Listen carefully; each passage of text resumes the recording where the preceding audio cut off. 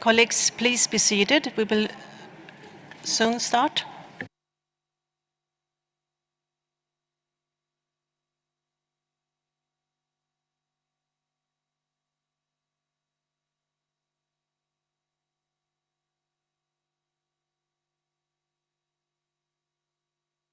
Excellencies, distinguished delegates, ladies and gentlemen, I would like to call to order this meeting of a subsidiary body on implementation. Dear colleagues, good morning. Welcome back to the third meeting of a subsidiary body on implementation. At our last plenary, we began by taking up CRPs that have emerged from contact groups and friends of chair groups. And since they have already been the subject of intense discussions, we were able to review and improve them quickly. I applaud you for your cooperative spirit and your determination to make clear progress at this meeting. Today, I would like to take up the agenda items in the following order. Under agenda item 5 on post-2020 Global Biodiversity Framework, we will review the draft recommendation contained in CRP 9 on other matters related to the Global Biodiversity Framework with a view to approving it. Under agenda item 9 on mechanisms for reporting, assessment and review, we will review the draft recommendation contained in CRP 5 Rev 1 on options to enhance planning, reporting and review mechanisms with a view to approving it. Under agenda item 11 on mainstreaming of biodiversity within and across sectors and other strategic actions to enhance implementation, we will resume our review of a draft recommendation contained in CRP 8 and then begin our review of a draft recommendation contained in CRP 16 with a view to approving them. Under agenda item 8 on cooperation with other conventions, international organizations and initiatives, we will review the draft recommendation contained in CRP 19 with a view to approving it.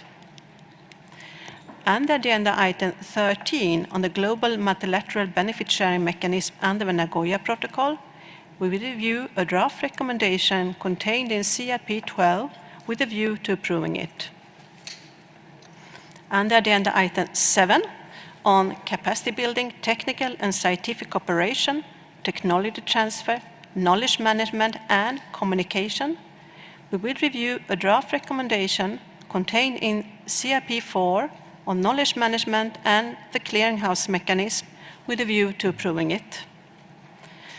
After consideration of all the CRPs, we will continue with the adoption of the L documents, and I will follow the order that is on the schedule.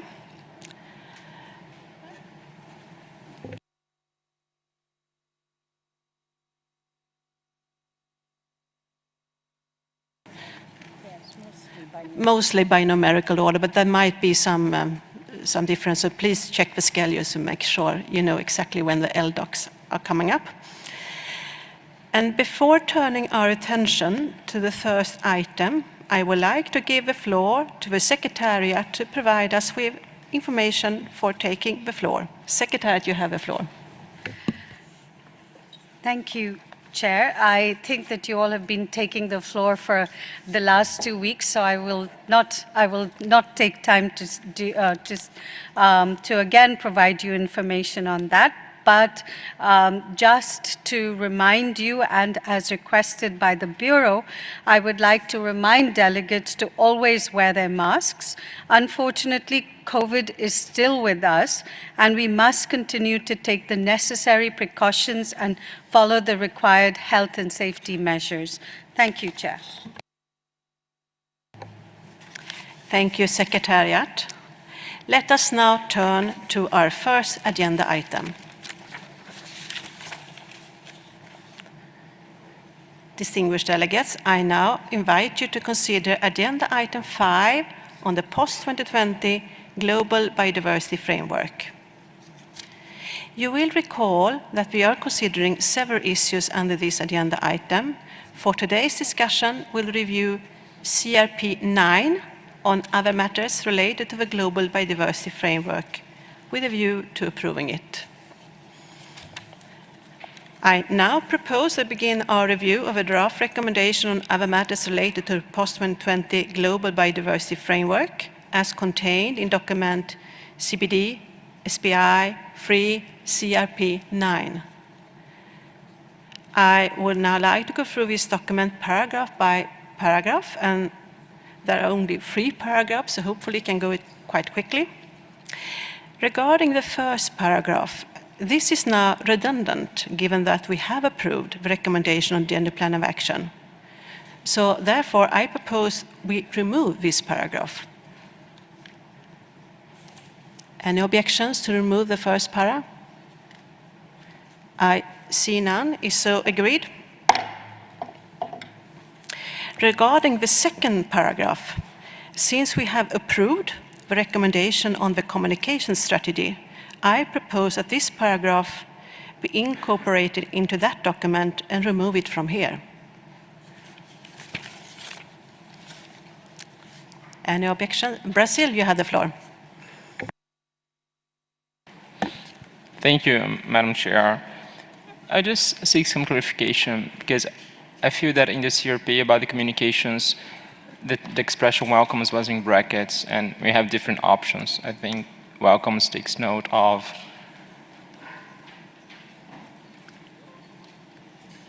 in any case, I would suggest putting the expression welcomes in brackets since we still didn't have enough time to go through the communications framework.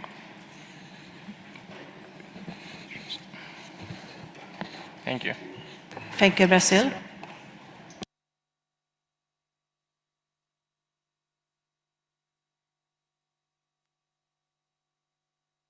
Yes, thank you, Brazil. And when, as I suggested, this para will be incorporated in the other document, and then we'll take note of this and make sure that we have both welcomes and take notes in brackets.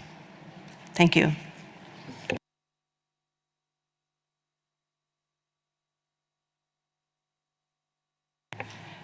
So I see no other comments, and then my suggestion to remove the para from this CRP and incorporate in the other document with the addition just mentioned. No objections, is so agreed. So that leaves us only with one para, the third one. Are there any comments, or can we agree the third para? The EU, yes, you have the floor.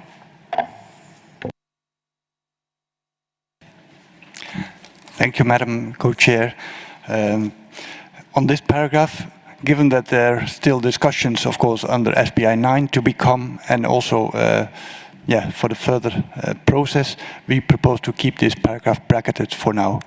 It's not that we disagree on having COPs every 2 years for the next period until 2030, but as this is also indeed foreseen under SBI-9, the relevant documents, and then knowing that we'll still have further discussions, we propose to keep it bracketed. Thank you very much.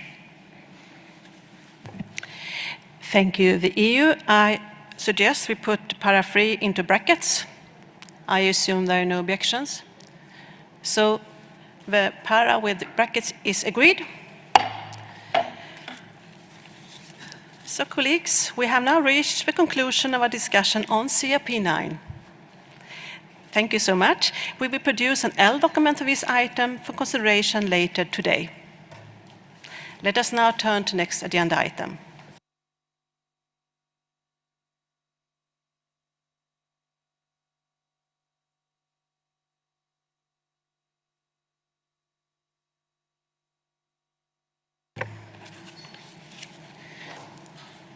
Distinguished delegates, let us now turn to agenda item 9 on mechanisms for reporting, assessment and review.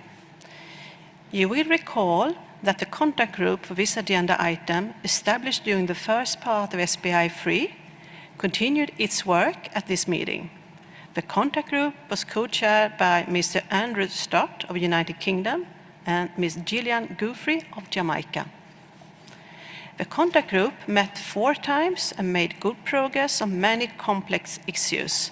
As a result, the co-chairs have produced CBD, SBI-3, CRP 5, Rev 1 for consideration by the SBI Plenary.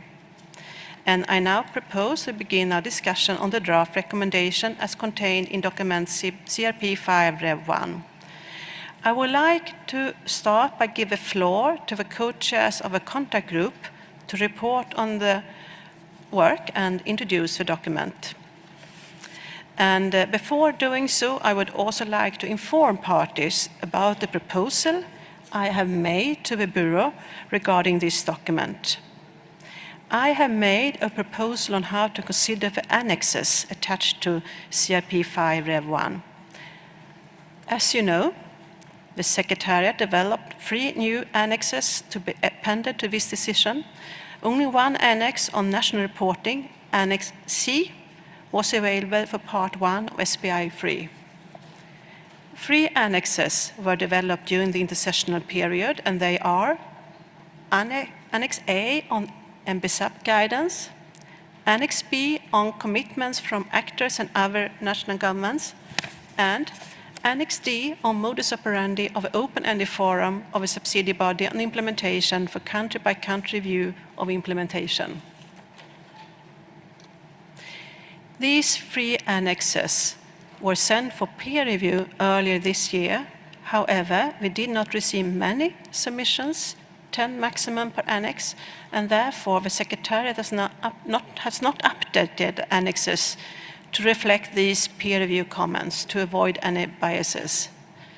These comments are, however, available on the CBD website. I have therefore proposed that we extend the peer review after this meeting to allow for more national consultations and feedback on the 3 annexes. We could also have webinars on the annexes and perhaps a meeting in the summer to finalize our thinking on the annexes to allow for better understanding and adoption of COP15. At the same time, I invite parties and stakeholders to also send in comments on Annex C. With this introduction, I would now like to give the floor to the co-chair of the contact group, Ms. Gillian Gouffre of Jamaica. Gillian, you have the floor. The microphone can be given to Jamaica. Thanks. Thank you, Madam Chair, and good morning, everyone. I present this report on behalf of my co-lead Andrew Stott of the UK and myself on the outcomes of the contact group on the review mechanism at this meeting. The contact group concluded its work after a 4th session on the 24th of March. The contact group completed a review of all the paragraphs in CBD/SBI-3 CRP 5. However, the contact group did not get time to discuss Annex C as planned. Following the guidance of the COP Bureau, Annex C, together with Annexes A, B, and D, referred to in CRP 5, will be further reviewed by parties and observers until the 30th of April. After that, the Secretariat will further revise these annexes by reflecting additional comments and present them for consideration and adoption by COP15. Recognizing the importance of reviewing and finalizing Annex A on MBSAPs as a priority. Chair, based on the discussion of the 4 sessions of this contact group, my co-chair and I have prepared a revised CRP 5, which is available on the web, now for consideration by this plenary. As you may have seen, this document contains 1 chapeau paragraph that outlines a few key elements of the enhanced mechanism for planning, monitoring, reporting, and reviewing. Under this paragraph, there are 5 sections that flesh out details related to these elements, namely planning, reporting, review, stakeholder and non-state actor engagement, and means of implementation. My co-chair and I restructured CRP 5 to facilitate the discussions, which were supported by all parties intervened in the contact group. Chair and delegates, this contact group had in-depth discussions of all the elements of an enhanced mechanism for planning, monitoring, reporting, and reviewing of the implementation of the Convention and the post-2020 Global Biodiversity Framework. Despite hours and hours of hard work by delegates and attempts to reach agreement as much as possible, the revised CRP 5 still contains many brackets. As my co-chair and I have reflected, parties hold different views mainly on the use of the headline indicators, the design of the global review stock take, including timing and modalities, and means of implementation. As you know, they are linked with the discussions related to the monitoring framework, item 3 of Substa 24, and resource mobilization, item 6 of SBI-3, among others. We hope that we will be able to resolve differences in the next few months and during COP15 Part 2. Chair, in conclusion, my co-chair and I wish to thank all the delegates that had participated in and contributed constructively to discussions of this contact group. We appreciate very much devotion, hard work, commitment, spirit of cooperation throughout the process. I would also like to take this opportunity to thank the Secretariat team, led by Gillian Campbell, that supported my co-lead and I during the entire process. Thank you, Madam Chair.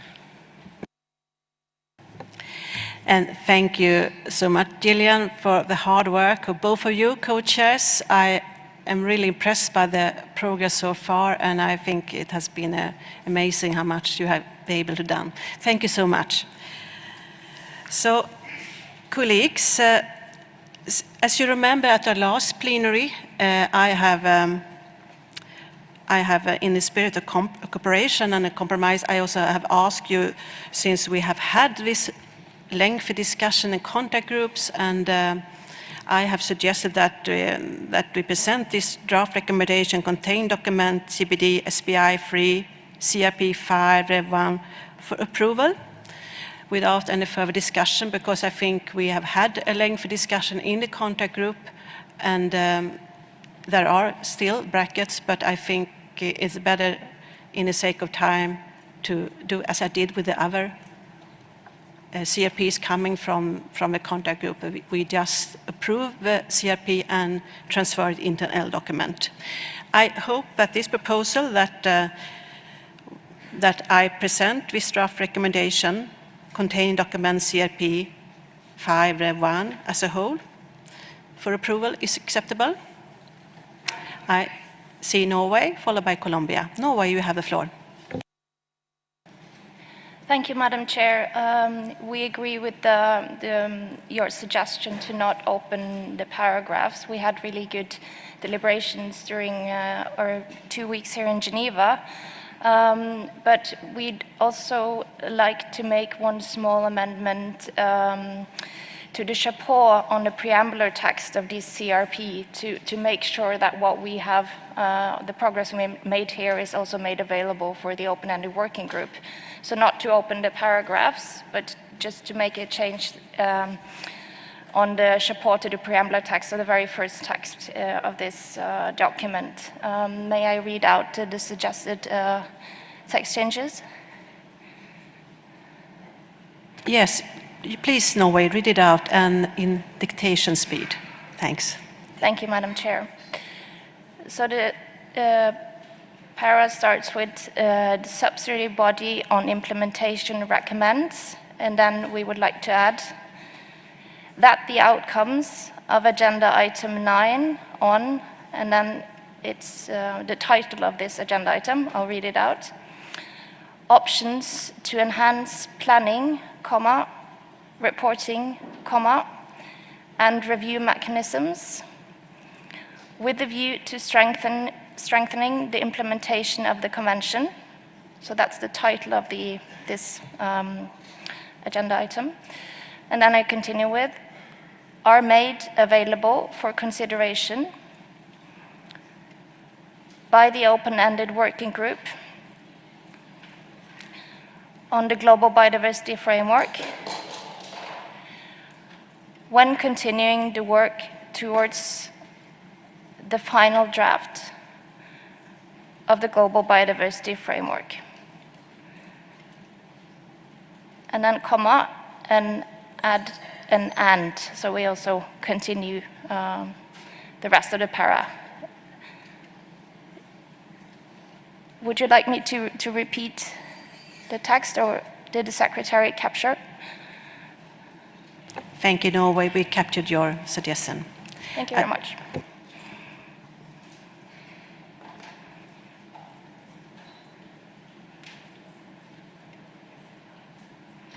I will come back to your suggestion, but I would like first to hear the views by Colombia and Canada. Colombia, you had the floor.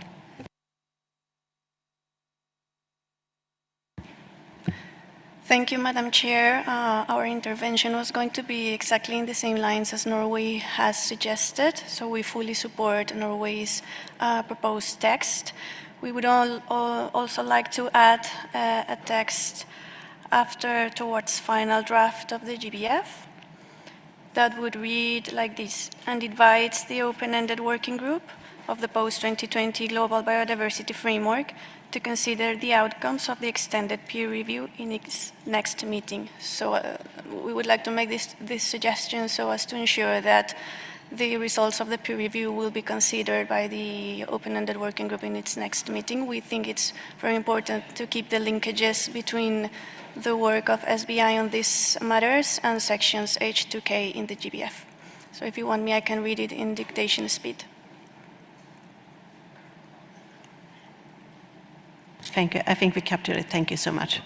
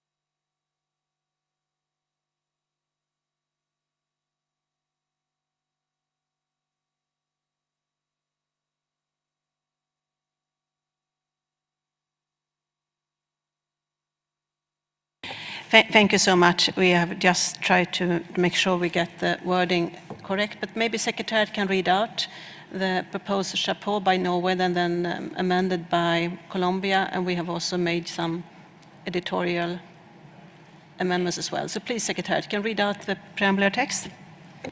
Recommends that the outcomes of Agenda Item 9 on options to enhance planning, reporting, and review mechanisms with a view to strengthening implementation of the Convention are made available for consideration by the open-ended working group on the GBF, which will continue the work towards the finalization of the draft GBF, and invites the open-ended working group on the GBF to consider the outcomes of the extended peer review of the annexes to this document in its deliberations in future meetings. And then it continues with the conference of the parties, which is in the current draft.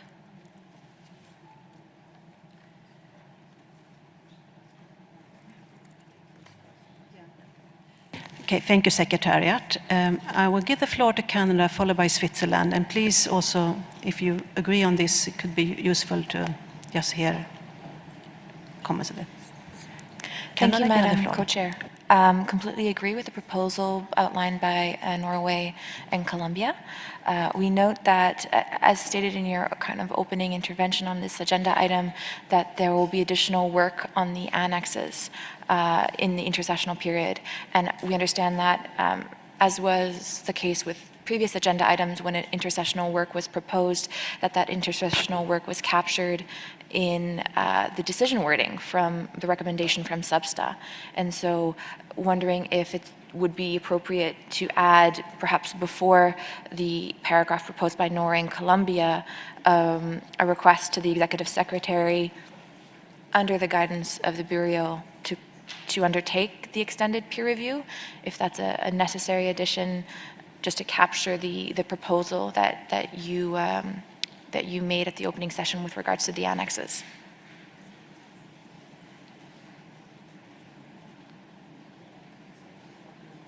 Thank you, Canada. My suggestion would be that we capture your suggestion and include it in L, so you can see how it will look like.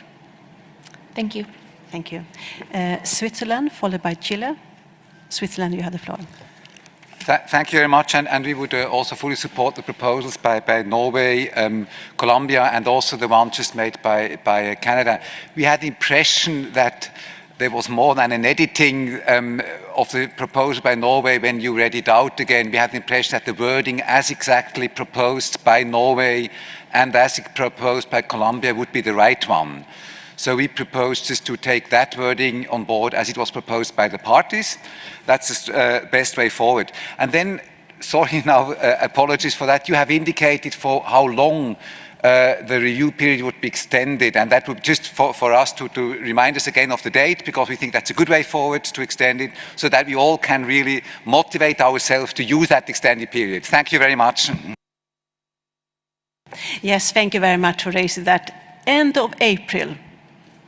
All colleagues interested in the annexes, please note down the extended period will end of April. And I really, really would like you all, if you are interested to have comments, please send them in so we can have fruitful discussions.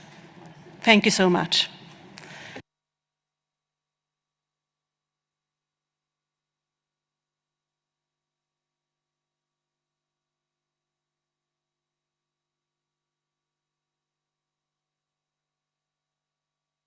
Okay, I ask the secretary to read it out, and I think we just added a few words, but I think that's taken away now, so please, secretary, read it out again.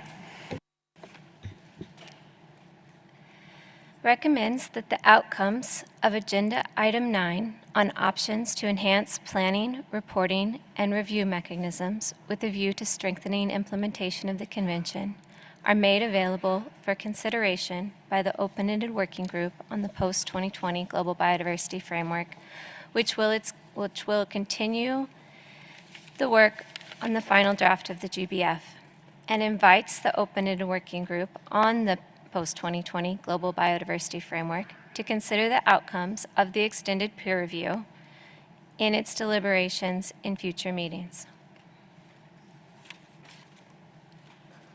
Thank you. I will give the floor to Norway. Have we captured the proposal now correctly? Norway, you have the floor. Thank you, Madam Chair.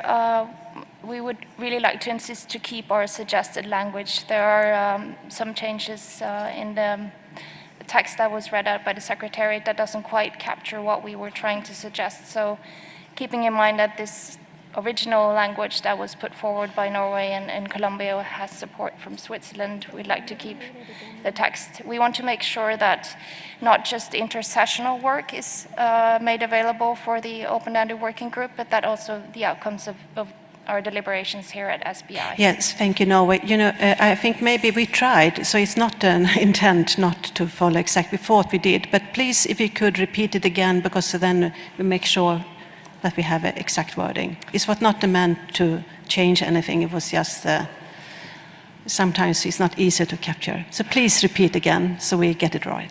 Thank you.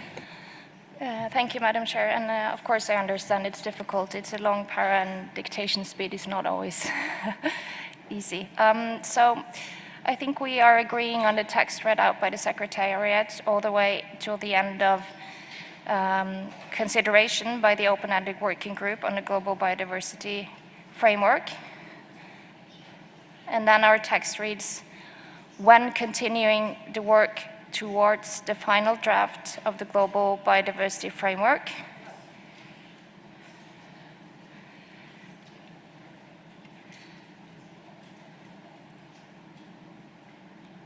and then I believe the text from Colombia is added after that.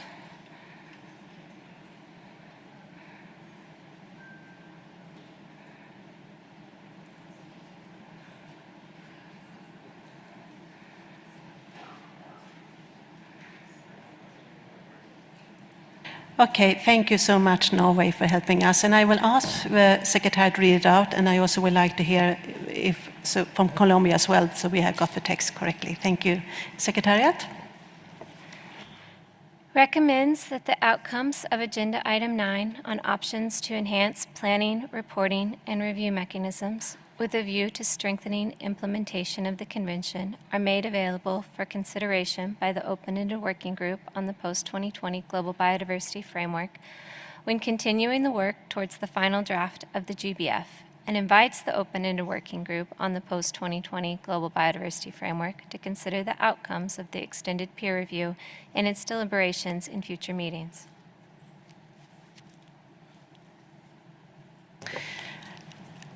Thank you, Secretariat. Colombia, I hope this is also the correct wording. Colombia, can you please confirm? Yes, Madam Chair, thank you. It has a slight change in the end, but it reflects what we wanted to include here, which is to ensure that the OIWG will take into consideration the results of this agenda item, so we can be flexible with the slight changes that were made. Thank you. Thank you, Colombia. Chile, you have the floor. Thank you, Chair. Just very briefly, we want to fully support the new text proposal from Norway as amended by Colombia and as was recently read out. Thank you. Thank you, Chile. Then I think we do have an agreement on this. And so CRP5 with these amendments that has now been read out, and we will also, as the proposal by Canada, will capture that so you can check in the L document. Belize, you have the floor. Thank you, Madam Chair. This statement is read on behalf of small island development states of Belize, Dominican Republic, Cuba, Trinidad and Tobago, Haiti, Antigua and Barbuda, Grenada, Suriname, St. Kitts and Nevis, Seychelles, Maldives, St. Vincent and the Grenadines, St. Lucia, Guyana, Singapore, Palau, and Bahamas. We recognize the relevance of this instrument as the basis for strategic planning, monitoring, reporting, and review, not only of the Global Biodiversity Framework implementation, but in implementation of the Convention as a whole. We strongly support the Global Reporting Framework for NBSAP targets, which should be supported by global and national clearinghouse mechanisms and other utilized data systems and means of reporting. However, as we move forward towards the endorsement of a more ambitious framework, we small island developing states recommend an assessment of the lessons learned from previous methodologies to implement measures to improve achievements and effectiveness of reporting framework systems and tools. The current GBF outlines targets with newly incorporated headline indicators to standardize, measure, and monitor levels of achievement of these targets. However, we must consider the varying capacities and national circumstances which will facilitate or hinder implementation and reporting.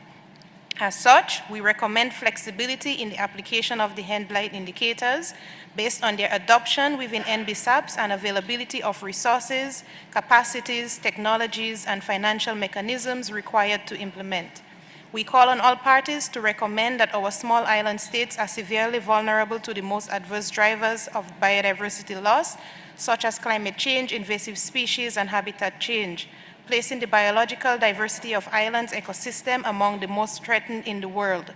Therefore, consistent monitoring must be safeguarded to ensure that national efforts are driven by data, which informs efficient, effective, and immediate responses.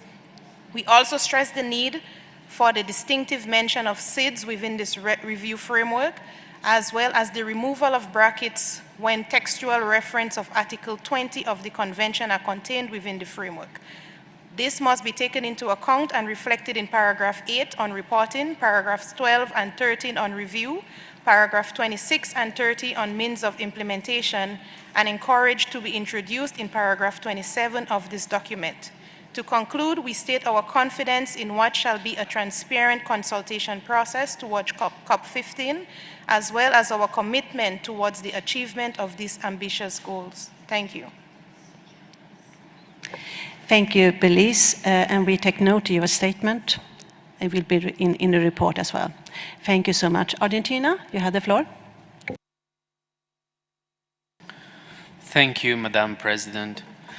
And We can, of course, share the proposal made by Norway and Colombia in this first paragraph of the recommendation.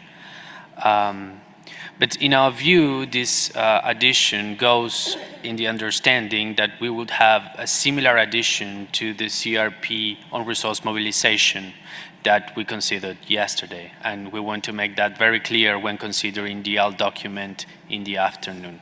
Thank you. Yes, thank you, Argentina, that you raised it. I actually had been thinking about that. It might be useful. So, yes, when we come to the L document on agenda item 6, we will consider that. Thank you so much. So, colleagues, I think we now have, yes, South Africa, you have the floor.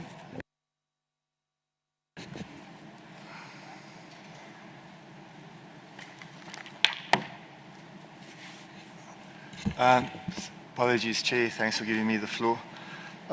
Is it possible for us to request a slightly longer deadline for reviewing Annex A to D to this conference room paper? Can we suggest 16th of May as an extension as opposed to the current deadline, which is Saturday, the 30th of April? The 16th of May, which will be a Monday, and which would give us slightly longer to hold discussions at country level and engage meaningfully about these annexes with relevant stakeholders. That's a request South Africa would like to make on behalf of Africa. Thank you.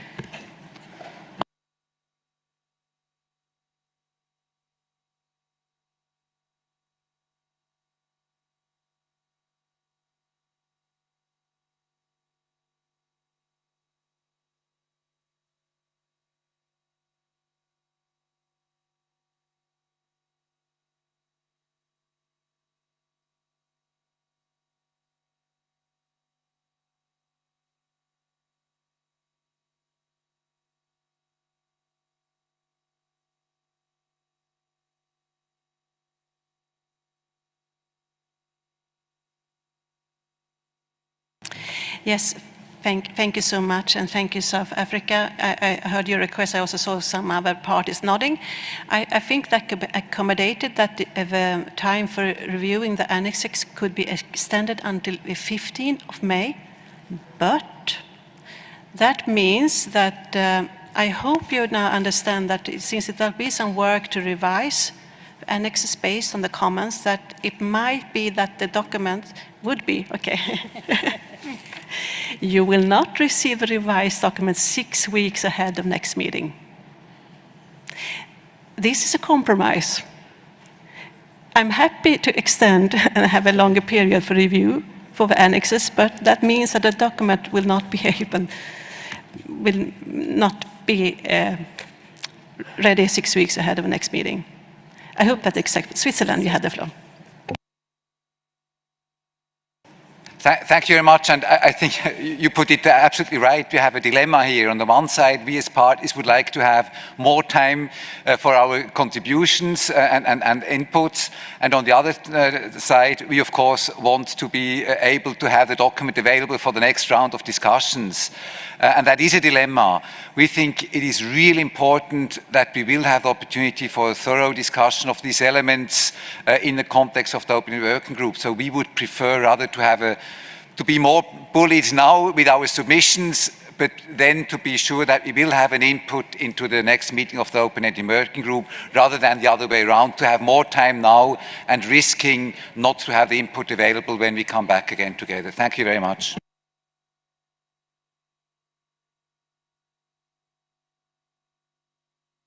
Yes, just to clarify, the inputs, of course, will be available, but the revision of the documents will not be available 6 weeks ahead. Yes, it's a dilemma.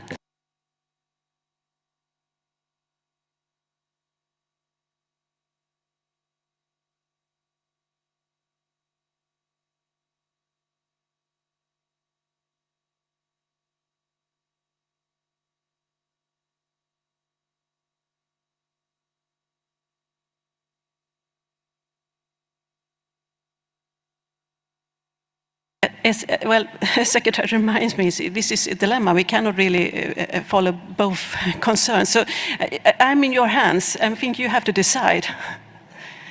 Norway, UK, followed by South Africa. Norway, you have the floor. Thank you, Madam Chair. We agree that it would be really helpful for us to have this revised document available when we meet again. And of course, we understand that there might be need for some extra time for parties to make sure that they deliver a good feedback on what we have. So I was wondering, is there a deadline? Could we meet somewhere in between, not extend the full 2 weeks, but maybe add a few more days? If the Secretariat maybe can come back on that to try and at least provide some flexibility. Thank you, Madam Chair.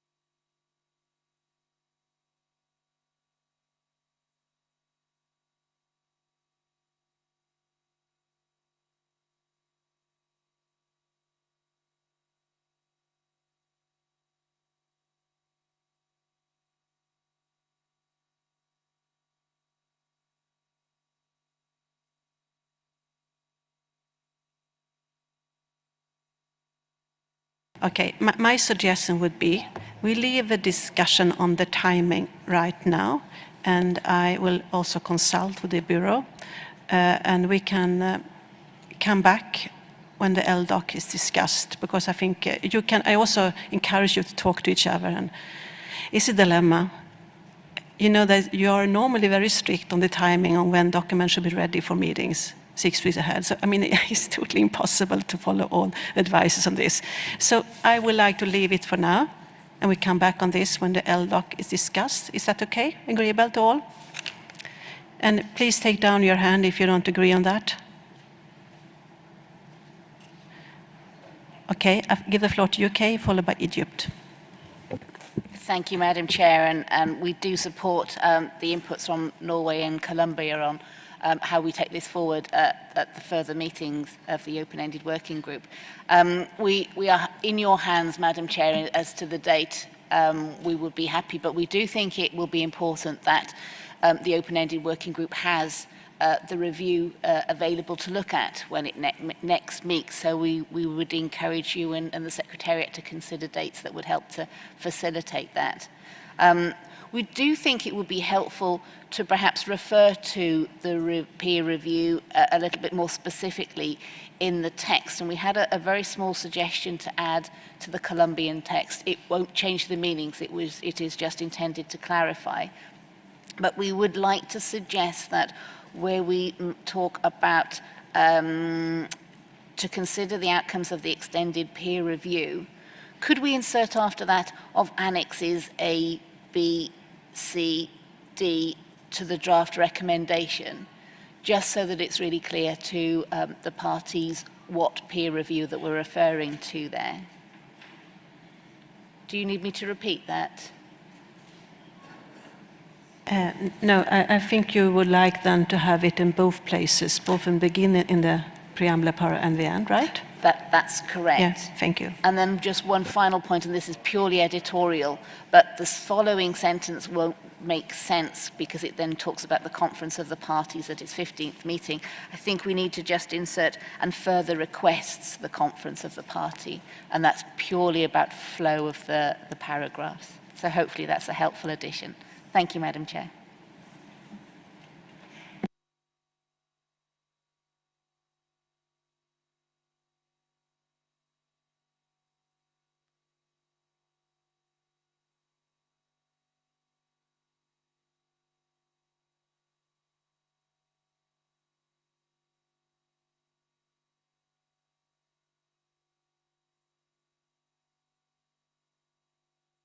Thank you. Egypt, please. Good morning, Madam Chair. I'll be very brief. The issue of consultation on options to enhance planning, reporting, and review mechanisms involved many organizations at national level. And it happened that the whole month of Ramadan, we call it fasting month, Ramadan Kareem. So it will be a little bit difficult. So we appreciate it very much if you can extend it even for 1 week to make it available. Otherwise, we'll not be able to make proper comments. Thank you. Thank you, Egypt. And as said, I will come back on the timing when we adopt the L document.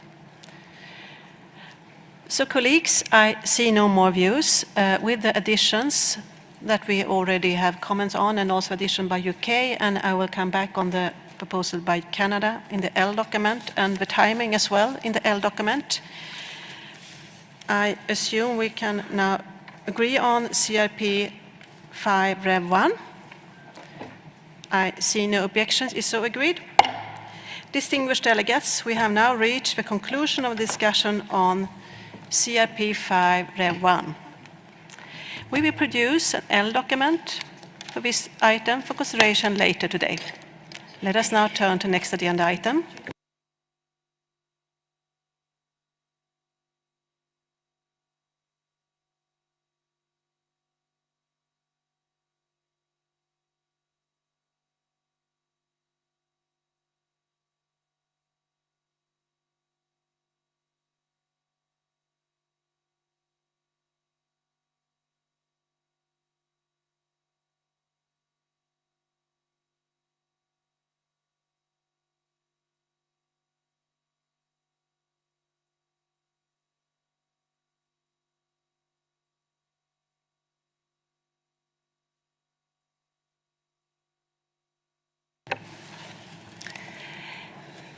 Colleagues, let us now turn to agenda item 11 on mainstreaming of biodiversity within and across sectors and strategic actions enhance implementation. And distinguished delegates, you will recall that we have 2 CRPs for consideration and approval under this agenda item. First, a draft recommendation on engagement with some national governments, cities and other local authorities to enhance implementation of a post-2020 global biodiversity framework contained in document CBD-SBI-3 CRP 8. And second, a draft recommendation on mainstreaming of biodiversity within and across sectors contained in document CBD-SBI-3 CRP 16. During our plenary meeting on Thursday, 24th of March, we began on consideration of CRP 8, but did not have time to complete our work. And today we'll resume our consideration of CRP 8 and then turn to CRP 16. Thank you. I will now propose we resume our discussion on the draft recommendation on engagement with subnational governments, cities and other local authorities to enhance implementation of the post-2020 Global Biodiversity Framework as contained in document CBD-SBI-3 CRP 8. And as you might remember, we have started our work on this CRP, and we went as far as operational paragraph 3. So I will start with operational paragraph 3. That starts with invite parties to report on implementation of updated plan of action, etc. I would like to see if I could maybe take as a whole operational paragraph 3 until operational paragraph 7, and maybe we can agree on those. I give the floor to Paraguay, followed by the EU. Thank you, Chair. It's just a small editorial mistake that I've noticed in the document.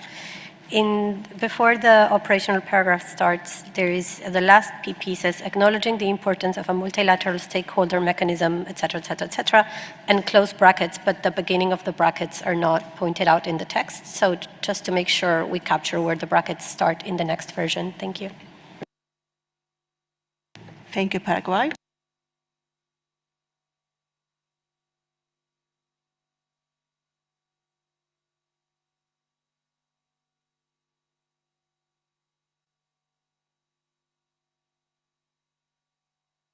Yes, thank you, Paraguay. I think we have noted that. The EU, you have the floor. Thank you, Madam Chair. I'm speaking on behalf of the European Union and its 27 member states. We would like to ask whether we could come back to the paragraphs that we have not been dealing with the last time. For example, we would have a point to make for paragraph 2D, that at least to our understanding, we did not have the time to deal with last time. And here we would like to suggest a minor amendment, which would be to delete the wording consistent with Article 20 of the Convention, since we think that there should not be put specific emphasis on only one specific article of the Convention. So if it's not possible to delete that reference, we would ask for the reference to be bracketed. And we would also like to make another point. The brackets that we asked for last time for the intervention of Colombia in relation to the paragraph on the ecosystem approach, the European Union and its 27 member states can support the statement made by Colombia, and we would like to ask for lifting the brackets. Thank you. Thank you, the EU and its member states.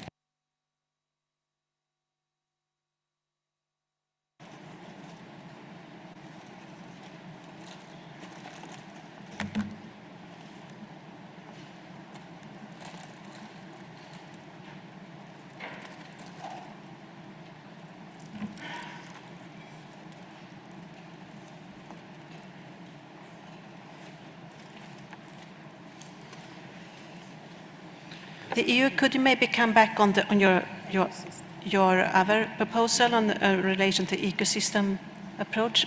In which para? Please, you come back. Yes, thank you, Madam Chair.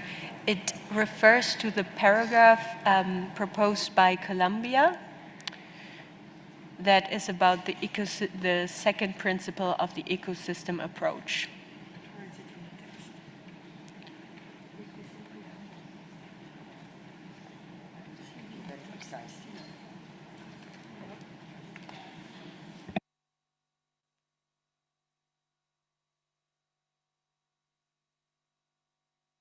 Sorry, if you're talking about the text in operational para 2D, it's not, as you don't see any brackets.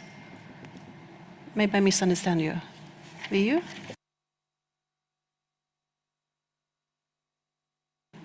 Okay, thank you. In this case, it is fine. Thank you, the EU. I give the floor to DR Congo, followed by Egypt. Democratic Republic of Congo, you have the floor. Merci, Madame. Thank you very much, Madam Chair, for the floor. Well, I believe that what we wanted to change has already been taken out. But the DRC would like to say that we oppose the deletion of what was suggested earlier in conformity with Article 20, paragraph 2. In other words, we wanted that part to remain in the text because that gives a full meaning to this paragraph. So it should be in accordance with Article 20, paragraph 2 of the Convention. Thank you for giving me the floor. Thank you so much. Well, I think there are diverging views on this, so I will then suggest that in para 2D, that consistent with Article 20 of the Convention is kept in square brackets, as requested. I hope we can agree on that. all those that have raised your hand, could you please take down your hand if you cannot agree that we put this text in brackets? I know that you have diverging views. We don't need to hear that. Okay, I give the floor to Egypt, followed by Argentina.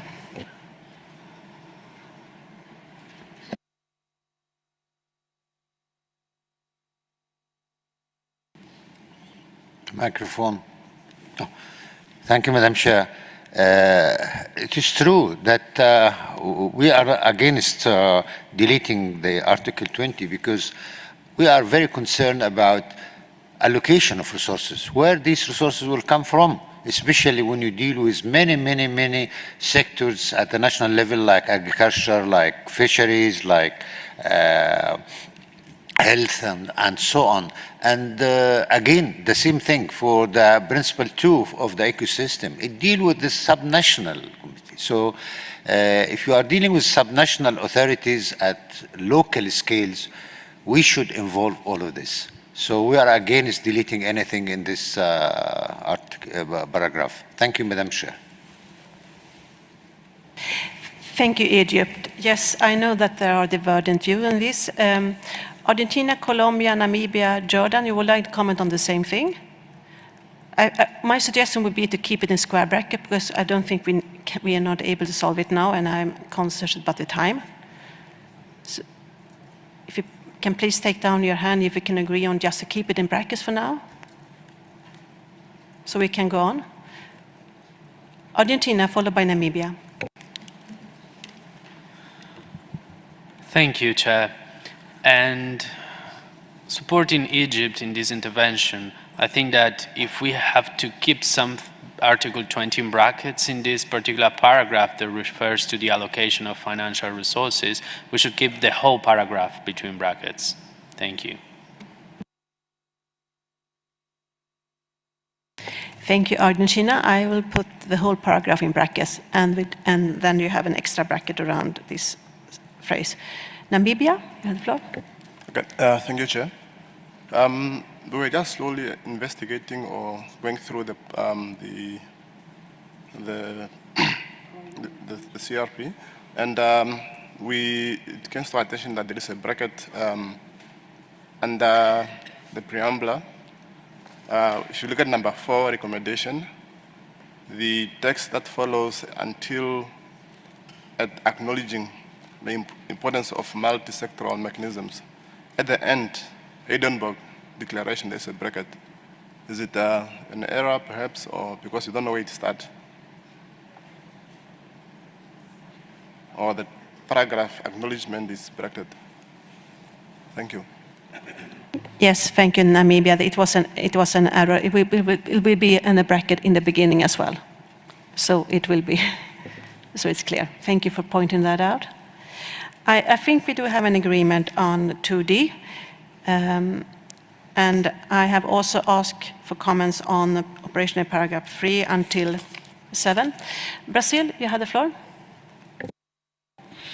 Thank you, Madam Chair. If I may just come back to the last PP, because I understand that yesterday, well, we had approved as amended by Brazil and the UK, the last PP. Perhaps it's not yet reflected in the CRP, but I think we had made a proposal on acknowledging the importance of multi-stakeholder mechanisms and platforms to support the post-2020 GBF.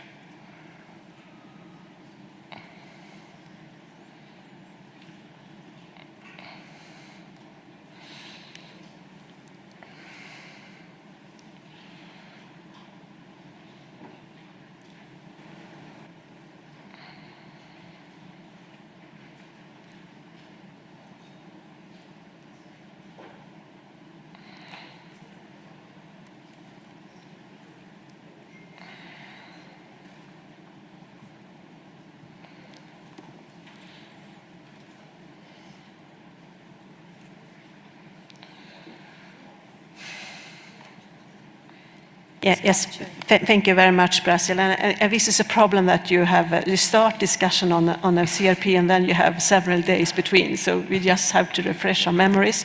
Yes, it's captured in the preamble paragraph, as you suggested. Thank you. So thank you so much for pointing that out. Colombia, you have the floor.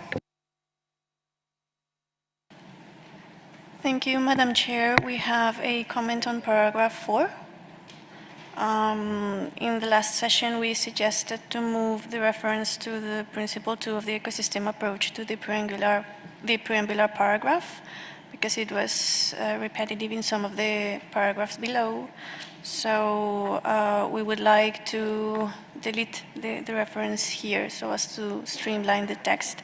And my understanding is that in the previous intervention, the EU supported this inclusion in the preambular paragraph, and that's where they wanted to leave the brackets. So we would like to thank them for the flexibility. Thank you. Yes, thank you, Colombia. It's now captured. Thank you so much. South Africa, followed by Egypt. South Africa. Thank you so much, Madam Chair. We also have a proposal on paragraph 4, sentence number 2, after invest resources, to include the following: support, technology, and knowledge transfer. Thank you. South Africa, could you please repeat again so we capture it correctly? Support, technology, and knowledge transfer. Just after invest resources, to invest resources and support technology and knowledge transfer. Thank you. Thank you, we got that. I think that is agreeable. Egypt, you have the floor. Thank you, Madam Chair. Regarding para 3, we would prefer to say invite parties to first communicate before reporting. The rationale about this, as all of us we know, biodiversity mainstreaming is not a new thing. It is in the many articles of the conventions, and many decisions have been taken, and we have failed. So one of the main reasons why we have failed, because we failed to communicate with these people, to speak the same language these people they like. So our views about communication is to use the language that suits those people, like investment in biodiversity, job creation, things like that. So we prefer to use the word communicate before reporting. Thank you. Thank you, Egypt. I think it's agreeable.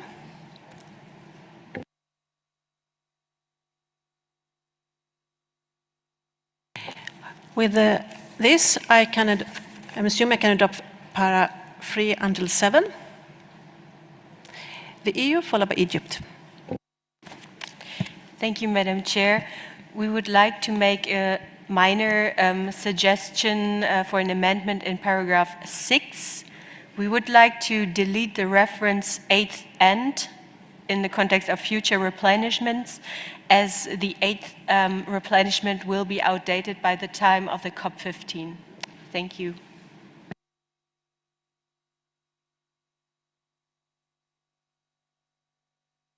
I think that is correct. I think this is just a smaller thing. Thank you. South Africa, followed by Argentina. Thank you so much, Madam Chair. On paragraph 6, sentence number 4, after governance, we would like to introduce the following language: infrastructure, biodiversity inclusive, spatial and land use planning. May I repeat, Chair? Yes, please repeat. In dictation Infrastructure, speed. Biodiversity inclusive, spatial and land use planning. Thank you.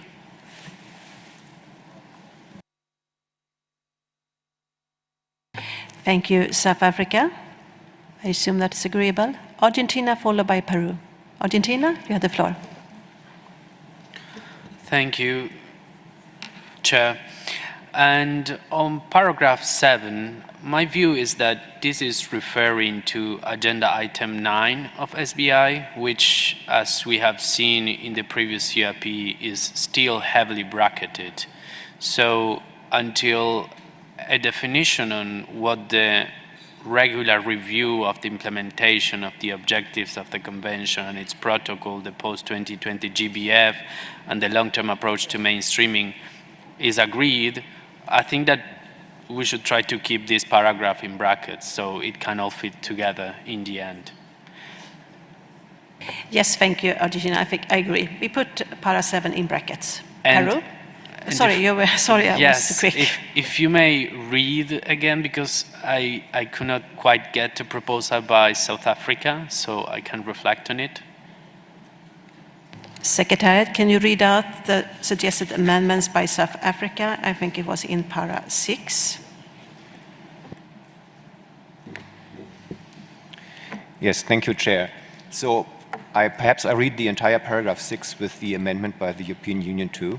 So that would read now, invites the GEF to consider further expanding and strengthening its Sustainable Cities initiative in its future replenishments and piloting land and ski-slip level initiatives targeted at subnational and local governments, infrastructure, biodiversity, inclusive spatial and land use planning, and urban-rural linkages in accordance with the priorities, etc. Thank you. Thank you, Argentina. Okay, thank you so much. Peru, you have the floor. Muchas gracias, señora presidenta. Thank you very much, Madam Chair. I apologize for putting a question. It's just something that I was not able to capture. What about the 8th future meeting? There was a reference to taking it out. There was a reference, I think, to keeping it in square brackets. I didn't get what was happening with that. Yes, thank you, Peru. Yes, it was just that the 8th replenishment of GEF will be finalized. So when the COP15 will consider this draft recommendation, the 8th replenishment has already been completed, so it cannot be taken into account in that replenishment. But still there is a reference to future replenishments. I hope this clarifies.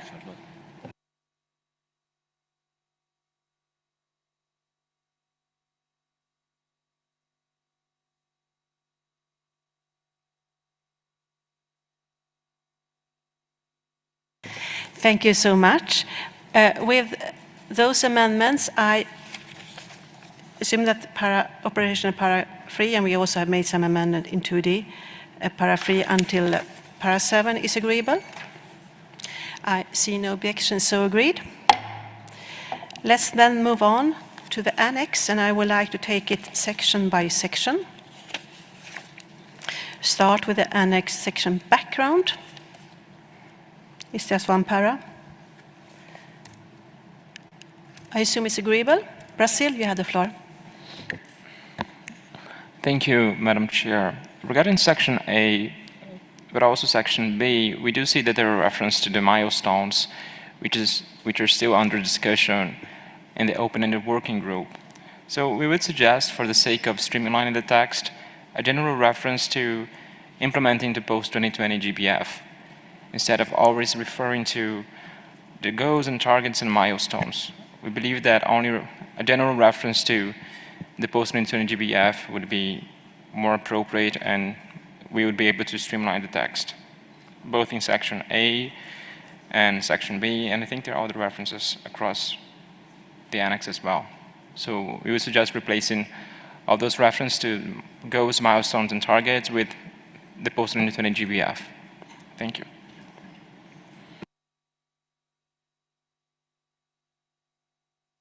Yes, thank you, Brazil. I think it was a good proposal. We will make sure we streamline the text in the whole annex as you suggested. Thank you so much. So I assume there are no more comments on para 1, the first section background. I see none. Is so agreed? Let's move on to Section B, objectives. And as just explained, we will streamline the text when you do references to a GBF. No comments on para B. Sorry, I see no comments. Suggestion for the floor for the Section B on objectives, so I assume it's agreeable. Is so decided?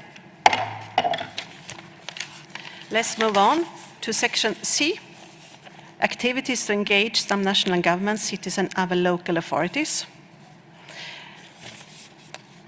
This section continues with 7 action areas. I have on my list the EU, followed by Colombia. The EU, you have the floor. Thank you, Madam Chair. I'm speaking on behalf of the EU and its 27 member states. Under Action Area 2B, we would like to delete the first reference to the action plan for the, as we would like to see reflected both the LTAM and its voluntary action plan, so that it reads collaborate with subnational governments, cities, and other local authorities to support the implementation of the long-term strategic approach to mainstreaming biodiversity and its action plan. Thank you.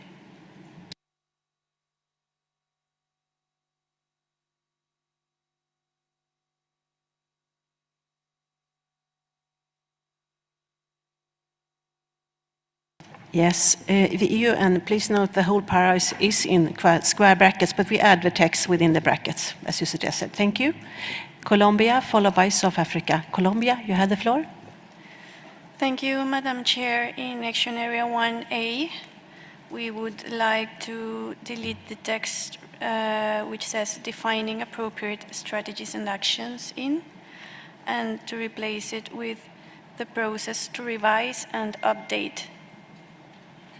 We think it's more appropriate to refer to the participation and involvement of subnational governments in the process of revision and update, and on defining appropriate strategies is more precise with respect to our conversation we're having on agenda item 9 on the enhanced mechanism for reporting, planning, and so on. And after plans, in the end of the paragraph, we would like to include for alignment with the post-2020 framework and in their subsequent implementation.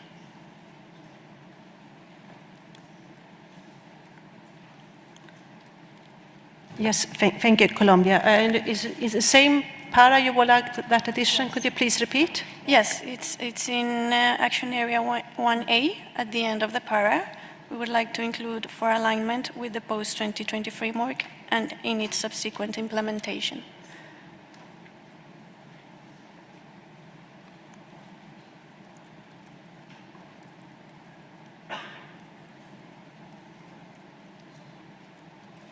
Thank you, Colombia. We have captured that. South Africa, followed by Bolivia. South Africa, you have the floor. Thank you so much, Madam Chair. On Action Area 4, on the second line of A, just after capacity development, we wish to include and technology transfer initiatives. And then on line number 3, after action plans, also we wish to include and the post-2020 Global Biodiversity Framework. Thank you, ma'am. Thank you, South Africa. Bolivia, followed by Belize. Bolivia, you have the floor. Thank you, Chair. In Action Area 1V, well, we consider that, well, there is no need to establish a parallel process of development of biodiversity strategies and action plans. So we suggest to delete in line and we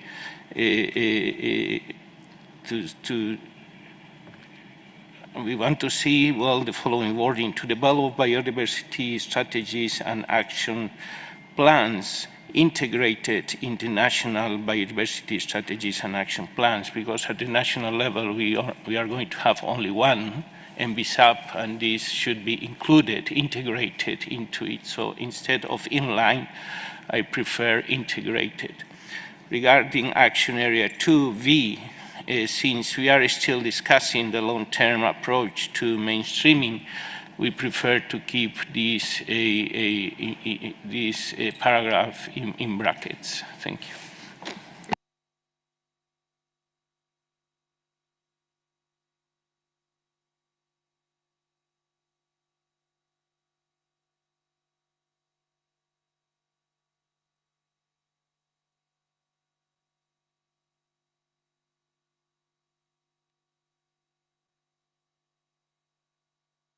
Okay, thank you, Bolivia. We have captured that proposal. Belize, followed by Côte d'Ivoire. Belize, you have the floor. Thank you, Madam Chair.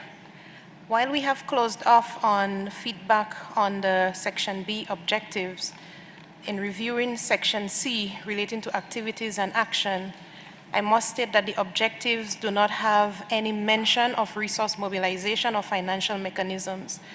As such, I would like to motion that we include on the C of Section B an amendment to the text where it states to identify, enhance, and disseminate policy tools, guidelines, financial mechanisms, and programs that facilitate subnational and local action on biodiversity and build capacity. This will ensure that there is alignment between the objectives and the actions or activities which are laid out in Section C.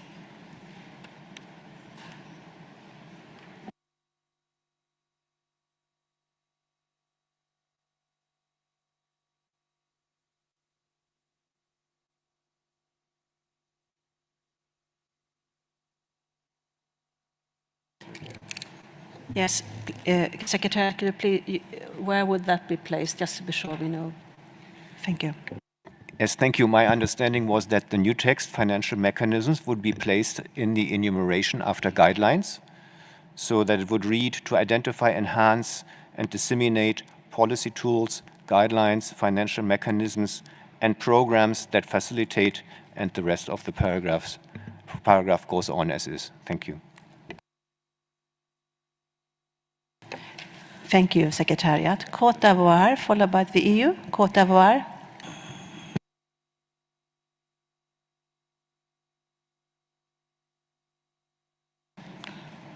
Merci, Madame.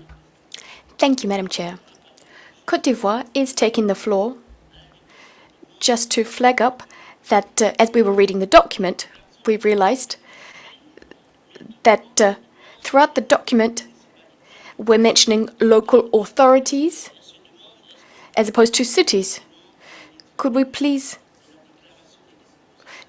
reference the Denver Declaration, bringing them into alignment on the terminology? That's the first thing. Second, Action Area 2B.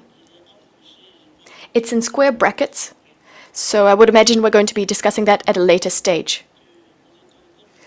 Because in the French version, it talks about local authorities supporting subnational government, cities, and other local authorities to support. We're not sure if the word support is appropriate, because the word support implies a whole host of things. And it would probably be more appropriate not to have support in there, just to reflect the comments that were made earlier. Thank you. Yes, thank you, Côte d'Ivoire. And we will see so we do have alignment in text, and as you mentioned, we can put to support in brackets. And the whole para is also in brackets. We can come back on that. Thank you. The EU, followed by Argentina. The EU. Thank you, Madam Chair. We appreciate the efforts made by Bolivia on Action Area 1B. However, we would like to suggest to stay with the original wording of the paragraph, and we request not changing it. Thank you.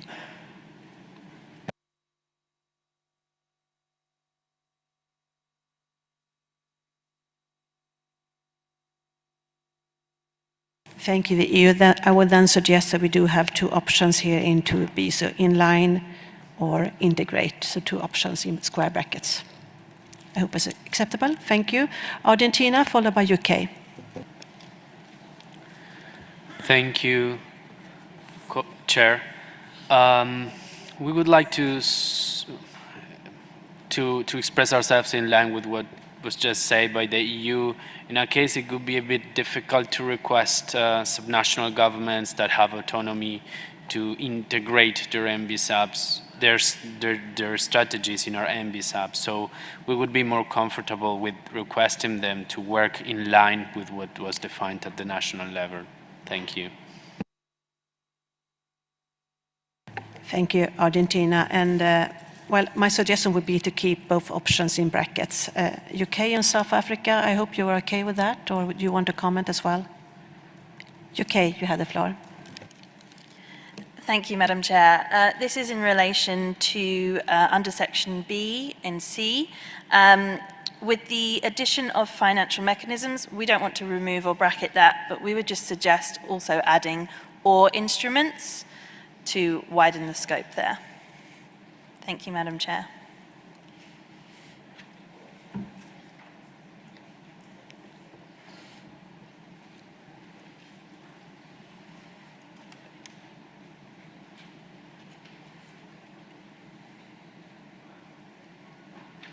Yes, thank you, UK. We captured that. Brazil, you had the floor.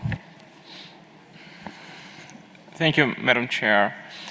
Directed some comments from Bolivia, Argentina, and the EU on the issue of integrated with. Perhaps just to give it a go, we could try in harmony with instead of in line with and integrated with. I think this would be a common ground. We would still highlight the importance of the NBSAPs at the national level, but we will be flexible enough to recognize a wide range of arrangements between subnational governments and national governments. So we would suggest replacing the proposal from Bolivia in the original text with in harmony with. Thank you. And thank you so much, Brazil, for your suggestion. Could that solve the problem? Could you replace integrate or in line with in harmony with? Bolivia, you have the floor. Bolivia can support this proposal from Brazil in harmony. Thank you. Thank you, Bolivia, for your cooperation. Well, I think that's acceptable to all. Thank you all. With that, I think I have no more comments on section C. We have captured the proposed amendments. So if there are no more comments, yes, Argentina, followed by the EU.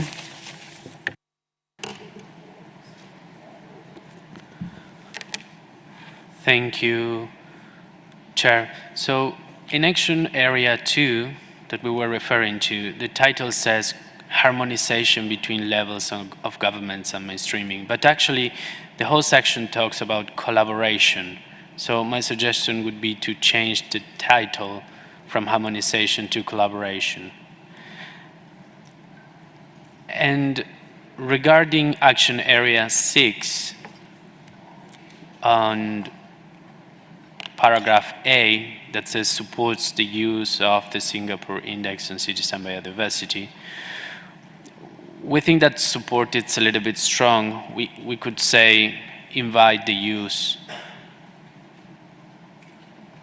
of the Singapore Index. I mean, we need to leave some kind of flexibility for subnational state to decide on which way they want to implement their monitoring here, I think. Thank you. Thank you, Argentina. I think that can be acceptable. The EU, you have the floor. Thank you, Madam Chair.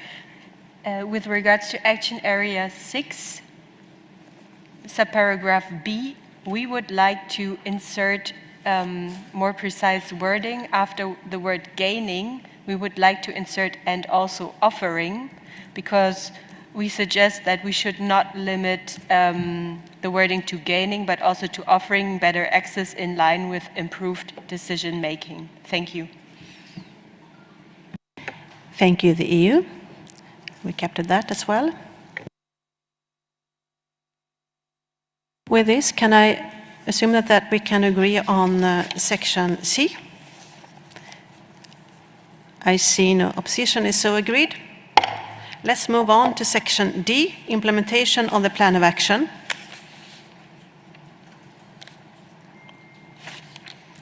Para 4 until para 7. I assume that section D can be agreeable. The EU, you have the floor. Thank you, Madam Chair. Sorry for taking the floor again. It's really just a minor comment on paragraph 6 and the footnote 35. At least to our understanding, it's a duplicate, and so we suggest to delete this footnote. Thank you.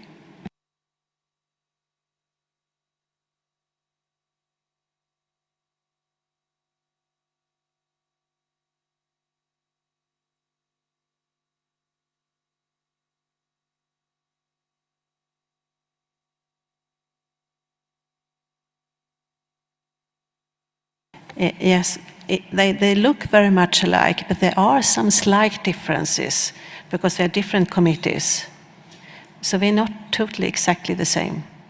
I hope you understand. They're two different committees. One is ICLEI and one is Regions 4. Well, first one is ICLEI and the other one is Regions 4. So I think we needed both references. Argentina, followed by the EU. Thank you, Chair, and sorry to come back on section C. My recollection is that we kept action area 2B between brackets in the understanding that the long-term approach to mainstreaming is to be discussed. And then we should do the same in action area 7, so paragraph D, in the last part that refers to the long-term approach to mainstreaming for the purposes of the midterm review as set out in the long-term approach to mainstreaming.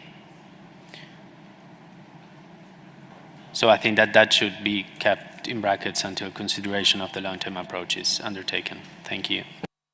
Yes, thank you, Argentina. We will keep it consistent. And I hope that it was agreeable in my explanation on the footnotes for the EU. The EU? Yeah, thank you so much. With that, I think we can agree on section D.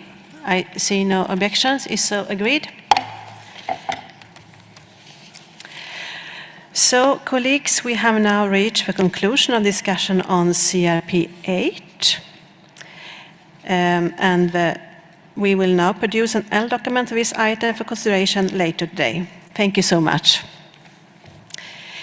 Distinguished delegates, let us now begin our discussion on the draft recommendation on the long-term strategic approach to mainstreaming as contained in CRP 16.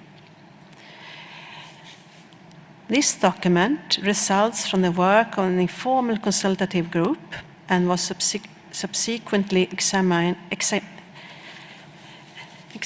at the virtual session of SBI-3 through a Friends of Chair under the coordination of Colombia, resulting in a simplified arrangement for proposed long-term approach. Therefore, before we continue, I would like to ask the Secretariat to explain the reasoning behind this formulation. So, Secretariat, you have the floor.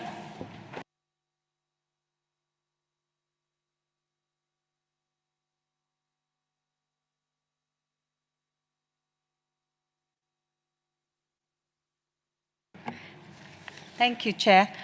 At the end of the negotiations in the Friends of Chair last May, the proposed text was designed so that one of its main aspects is the streamlining of the annex to this CRP, the long-term approach on mainstreaming, to allow each party and non-state actors to develop their own approaches by applying the voluntary list in SBI 313 Add 1. Building on the 5 strategic headline actions in the long-term approach to mainstreaming and linking each of these to aspects coming up in relevant global biodiversity targets, currently 7, 12, 14, 15, 16, 18, and 19, as well as to the assessment and monitoring aspects of these targets through the associated indicators. The action plan is a catalog or menu of activities for parties and actors to choose from. Thank you, Madam Chair. Thank you, Secretariat, for this explanation. So I would like to go through this CRP, and since it's quite long CRP, I will try to take it. We can start by asking if there are any comments on the chapeau paragraphs. Could the chapeau paragraphs be acceptable? Yes. Yeah, I see no. Yeah, the EU, you have the floor. Merci, Madame la. Thank you, Madam Chair. Distinguished delegates, I'm speaking on behalf of the EU and its 27 member states. This statement is based on our last statement during the virtual meeting, which was held in June 2021. The EU and its member states continue to be in line with the position expressed earlier. In particular, we consider that the strategic long-term approach for the integration of biodiversity is supplementary and support to the post-2020 GBF. The EU and its member states would like to stress the following points. We welcome the setting up of an ad hoc working group on the integration of biodiversity, which is based on the informal consultative group on the integration of biodiversity. We also welcome the proposal from ATEC, and we would like to stress that its work should be based on what we have learned in terms of the identification of needs and the integration of needs, estimates of their costs and advantage, allowing for the approach which is implementation approach which is accessible to all countries. This should be also financed. ATEC should be financed in a voluntary way by all states. The terms of reference should be defined and adopted during COP15. Moreover, we underline the importance of the LTAM with its actions as presented during the June meeting of SBI-3, and we do not recall having had any agreement on deleting the actions. Therefore, we would like to request reinserting the actions in the LTAM. Finally, we ask that the LTAM be peer-reviewed before COP15. Thank you very much, Madam. Thank you, the EU.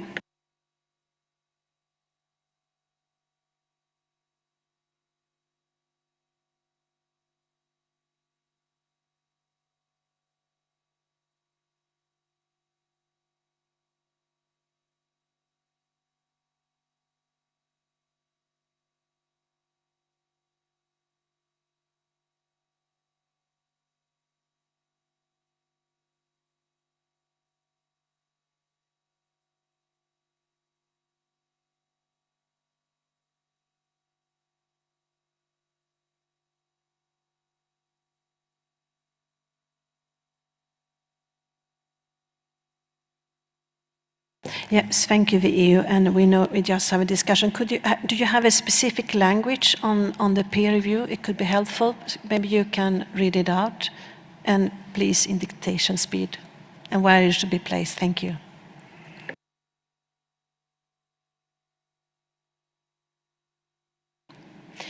Thank you, Madam Chair. Yes, certainly. We do have prepared a language, and I will read it out. And it will be inserted after the second preambulatory clause. So after welcoming the work, there will be a new paragraph inserted, starting with requesting. And I will read it out now. Requesting the Executive Secretary, subject to the availability of resources, in consultation with the Bureau of the Convention on Biological Diversity, to complete the work under the CBD decision 14.3 as follows. A, to invite parties, other governments, indigenous peoples and local communities, relevant stakeholders and partners, to review the LTAM and its actions.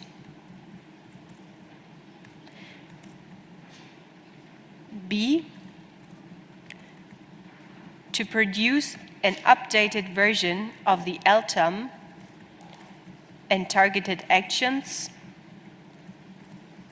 based on the inputs received from the parties,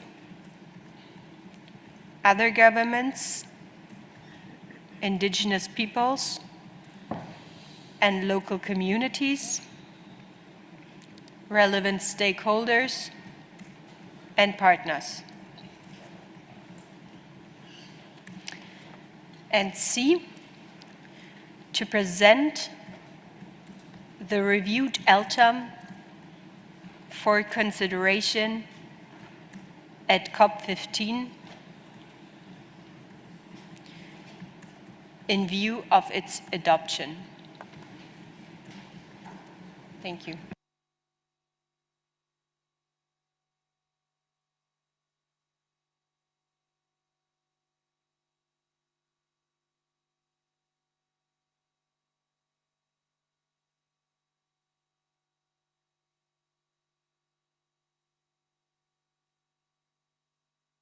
I will ask the Secretary to read it out again so you can listen and so you capture it right.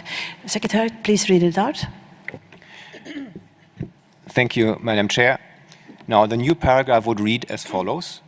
Requests the Executive Secretary, subject to the availability of resources, in consultation with the Bureau of the Convention, to complete the work under Decision 14/3 as follows. Subparagraph A, to invite parties, other governments, indigenous peoples and local communities, relevant stakeholders and partners, to review the long-term approach to mainstreaming and its actions,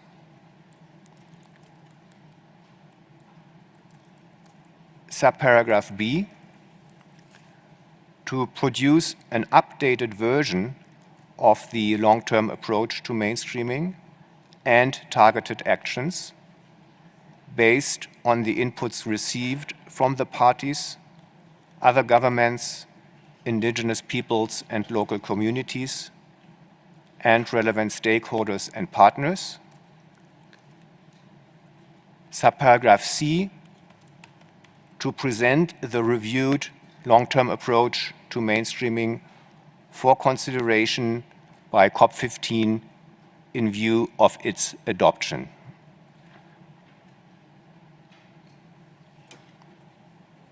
Thank you, Secretariat. And I understood it would be then placed in the preamble paragraphs as a new third para. And if that is agreeable, I guess that the annex will be in brackets.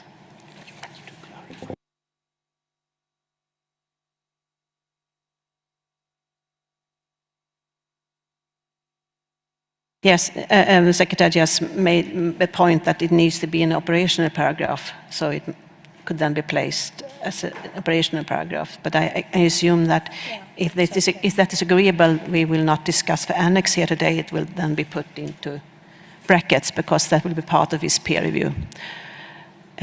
Is that acceptable, the proposal by the EU? Can you please take down your hand if it's acceptable? Okay, Senegal, followed by Bolivia.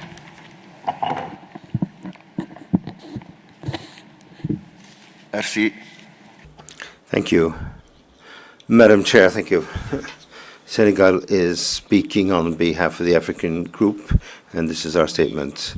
The African Group commends the Secretariat, the CRB, the Chair, for this document on the long-term approach for the integration of biodiversity, which represents a very important contribution for the post-2020 GBF. The African Group would reiterate what it said on during the first part of the SBI meeting about the long-term strategic approach for the integration and its plan of action. In particular, the first comment is the following. The point on the measures involving capacity building, which needs to be more in-depth and closer and more in line with what the current project involves. And then the approaches and the post-2020, that link there is not entirely clear. In other words, the integration for the long-term approach have not been proposed. Africa would like to have a better alignment to avoid any overlapping. focusing on the integration mechanisms on the targeted targets for the post-2020 GBF. Such a strategic approach necessarily requires the mobilization of various stakeholders, the administration, but also the private sector, financial sectors, and the civil society with all of its components. And of course, also sufficient financial resources, which is not the case. So for this to happen, we have to bring together all stakeholders to this biodiversity table.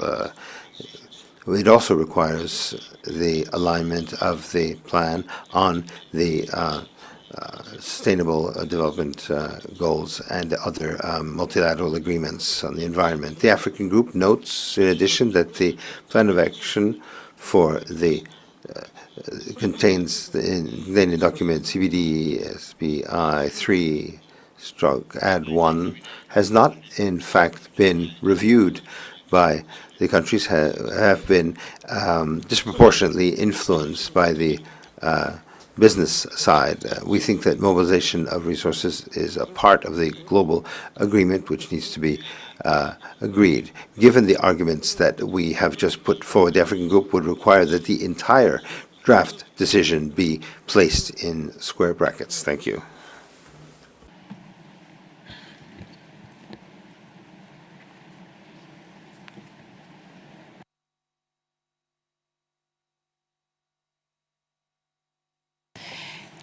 Yes. Thank you, Senegal. Speaking on behalf of African Group, I can put, as raised before, a square bracket around the whole.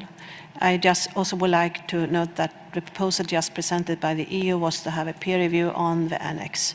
So I guess that is also in line with your comments just presented. Bolivia, followed by Egypt. Thank you very much, Chair.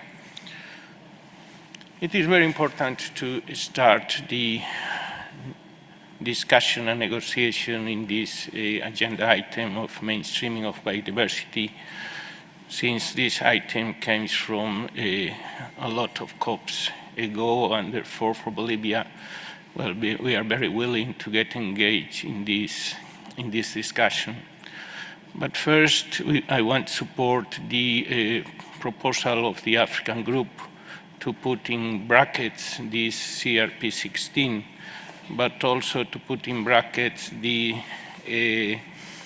plan of action, which is in the document CBD/SBI/3/13/@1. I think both documents should be in brackets right now.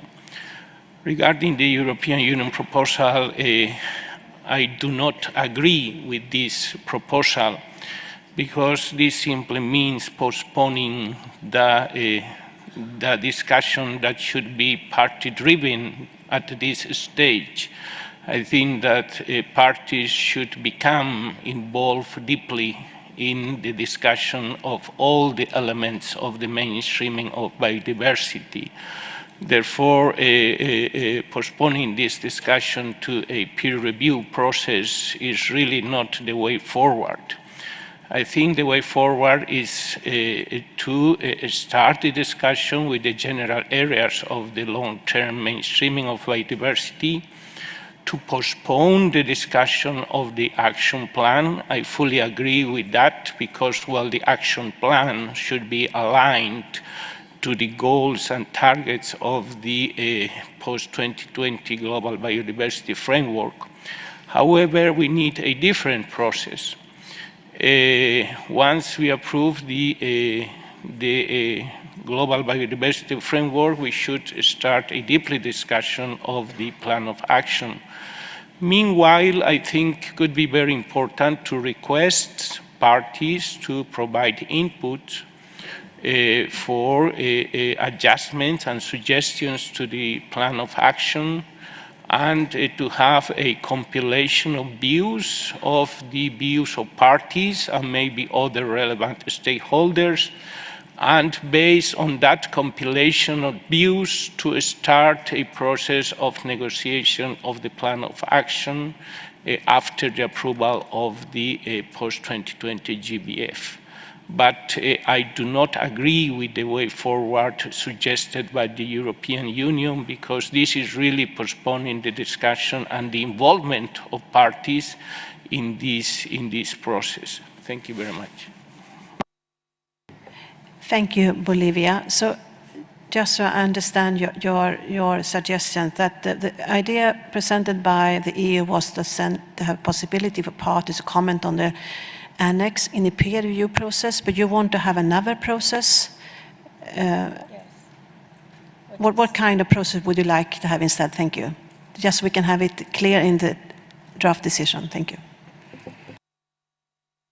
My idea of the process is to request parties to submit views on the plan of action and to have a compilation of the views made by the Secretariat, and to start a process of negotiation of the plan of action as we should do in the contact group, but not to open a process based on the peer review.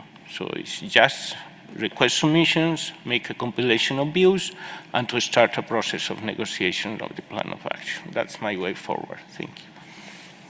Thank you, Bolivia. I will then ask the EU, would that be this kind of process that might fulfill the same thing that you would like to have? Is that acceptable for you, the EU?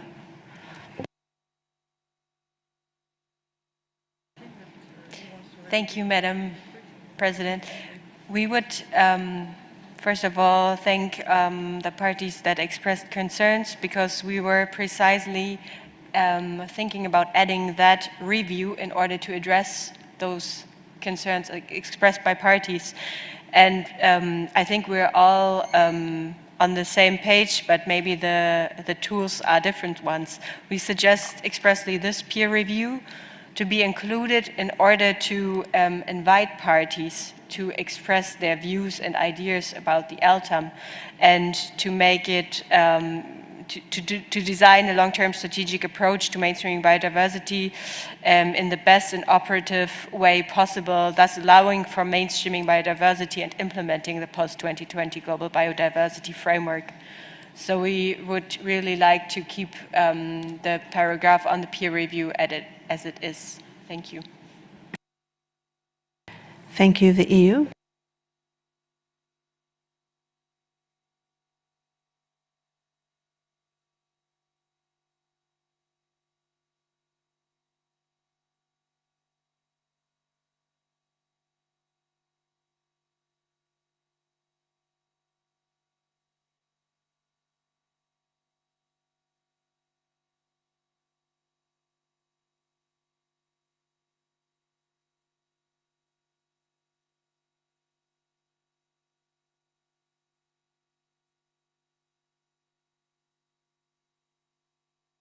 Thank you. Thank you. I tried to combine your both proposals, Bolivia and the EU, and we have a suggestion. I have a suggestion here, so maybe Secretariat can read it out, and I see if that can be acceptable for Bolivia and the EU. Secretariat, please. Thank you, Madam Chair. Now, with the Bolivian amendments, I guess the new paragraph would read as follows. So the chapeau paragraph would basically stay unchanged, request the Executive Secretary, etc., to complete the work under CBD Decision 14.3 as follows.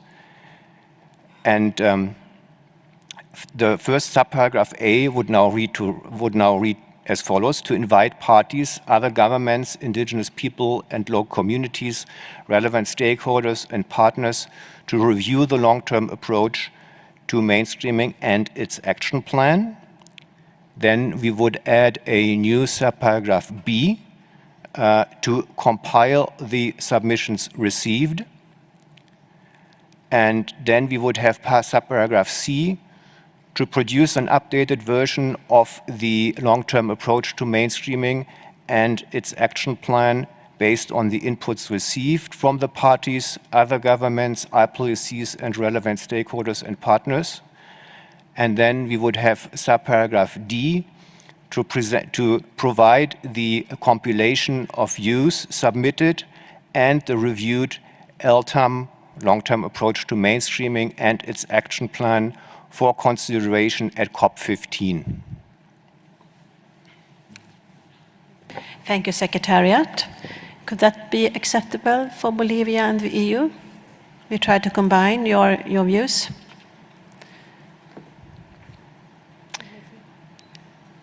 Bolivia, you have the floor. Thank you very much, Chair. Yeah, I think it is important to introduce here the compilation of views. However, in the paragraph D, when you are saying to present and review the long term for consideration at COP15, I think, well, there is a need to ensure that at COP15 we will have enough time for the discussion and in-depth party-driven review of these long-term actions. So I should introduce something related to this concern for consideration, and I don't know, maybe to introduce a in-depth party-driven negotiation process of the LTAM in the COP15 in view of its adoption. With that amendment, well, we can agree with this proposal. Thank you.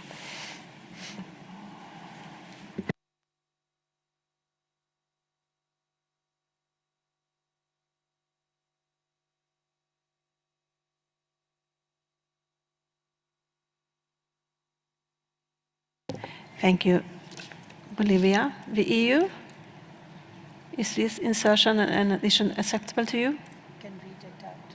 We can read it out as well if you want to before. Maybe Secretary can read it out again. Yes, thank you, Madam Co-Chair. Now, with the Bolivian amendment, subparagraph D would read as follows: to present the reviewed long-term approach to mainstreaming and its action plan for consideration and in-depth party-driven review of the long-term approach to mainstreaming by COP15 in view of its adoption. Thank you. Thank you, Secretariat. And the EU? Thank you, Madam Chair. We can accept this proposal. Thank you, the EU. Okay, I see Egypt and Brazil has raised your flag. Are these acceptable as well to you, or you want to comment on those? Okay. Egypt followed by Brazil. Thank you, Madam Chair.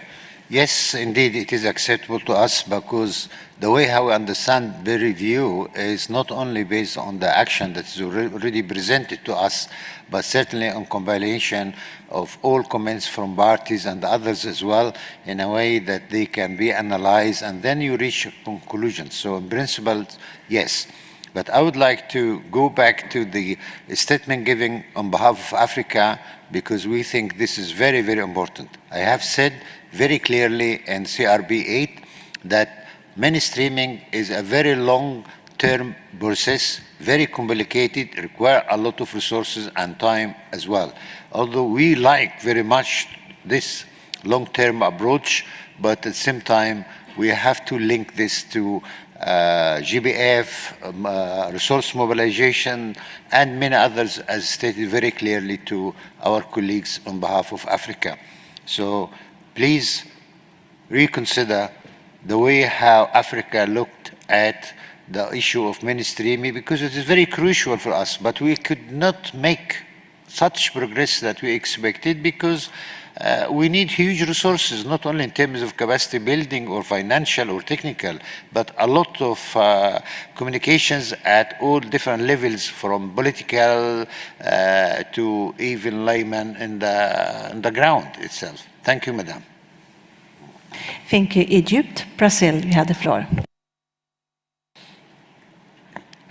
Thank you, Madam Chair, and we appreciate the efforts from Bolivia to try to reach a compromise here.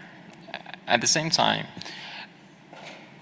I feel that the option, the subpara C, on producing an updated version of the long-term approach to mainstreaming could make us move backwards, because during the virtual sessions last year, we had some very interesting discussions on the long term that has been presented. And actually, according to decision 14/3 and paragraph 19, subpara C, the Executive Secretary already provided support to update the document that has been presented to us. And during the virtual sessions, we have had extensive discussions on this document and on the need to streamline it, otherwise it would be extremely difficult to approve it in the COP. And we fear that if allow for a new version to be updated and presented, then once again we will have a very lengthy document and we will not have enough time to discuss in depth this document in the COP. So our preference would be to have this peer review, but only to have a compilation of comments provided by parties, IPLCs and stakeholders, because we fear that if we encourage a new document, we actually risk having more and more comments and more areas of divergence once again. And I think the version that has been presented here in the annex provides some sort of compromise in the sense that during the virtual sessions, there was an agreement on the importance of mainstreaming, but also on the idea that we need to streamline the annex and also the action plan. So my fear is that if we produce an updated version, then this process will never end somehow.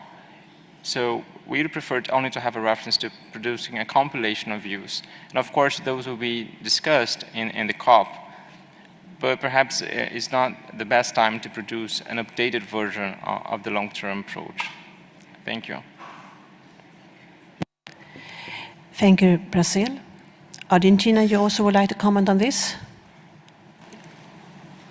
Argentina, you have the floor. Thank you, Chair.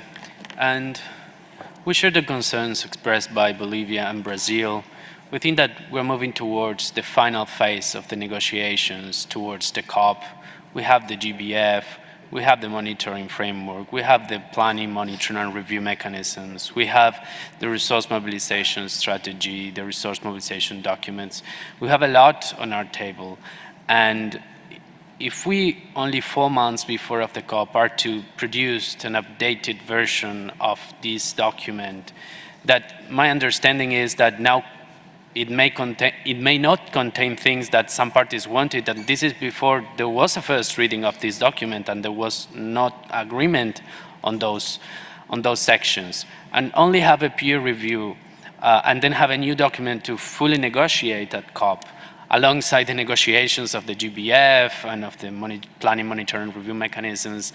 I think it's a little bit too ambitious on the few resources that small delegations, developing country parties have to be able to cover so many parallel negotiations at COP.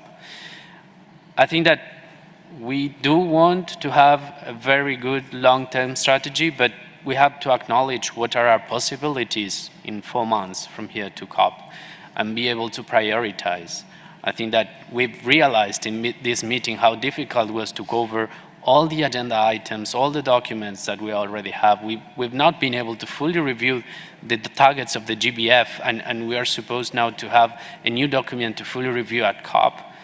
I think that we would support the suggestion by Brazil to start this process, to be able to compile the views, to be able to see how we move forward, but we will not close it to say that we will adopt this at the COP. We find it a little bit difficult to be sure that we are going to be able to do that here. Thank you. Thank you, Argentina.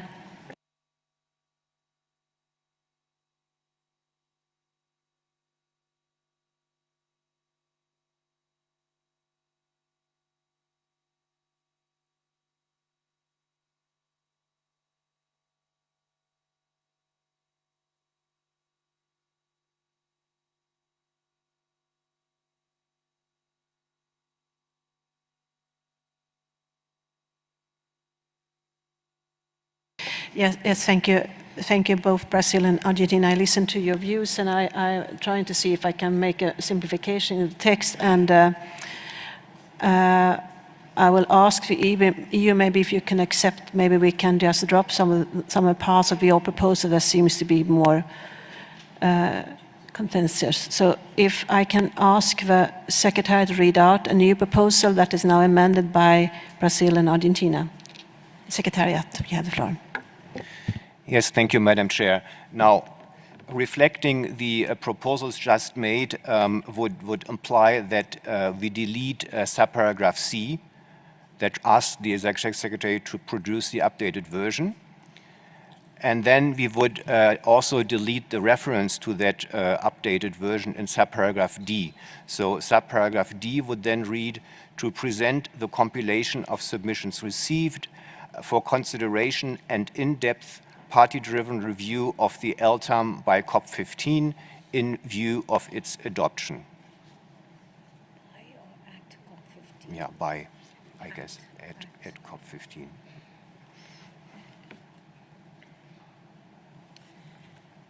I assume that this is acceptable to Brazil and Argentina? Yeah, the EU? You have the floor. Thank you, Madam Chair. Sorry, would it be possible that you just read out once more, a bit slowly, the proposal? Thank you very much. Yes, of course. The Secretariat, please read it out again. Yes, thank you. Now, with the proposals received, we would delete the subparagraph 1C that talks about the production by the Executive Secretary of an updated version of the long-term approach to mainstreaming and its action plan. And then the last subparagraph, which is now D but would become C, would read, to present the compilation of submissions received for consideration and in-depth party-driven review of the long-term approach to mainstreaming at COP15 in view of its adoption.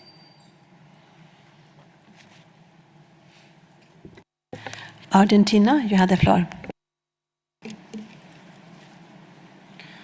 Thank you, Madam Chair. And we also made a mention to the reference to in view of its adoption. We think that we have to be realistic and setting us here the objective of being able to adopt. I mean, of course, we hope to be able to find agreement very quickly in a 1-hour session on this document. But I really think it would be a bit difficult given that probably we have been already an hour discussing this chapeau paragraph. So we are very open to participate in this peer review and to discuss it in the way that Bolivia phrased it at COP. But to say now that we believe that it would be absolutely possible to adopt this at COP seems rather unrealistic in our view. So if we find consensus quickly, of course, we would probably be able to do so, but we would suggest to delete in view of its adoption. Thank you.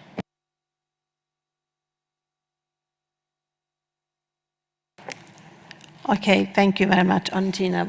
I suggest that we delete the last text in view of its adoption. So I hope the EU, have you considered the proposal, the EU?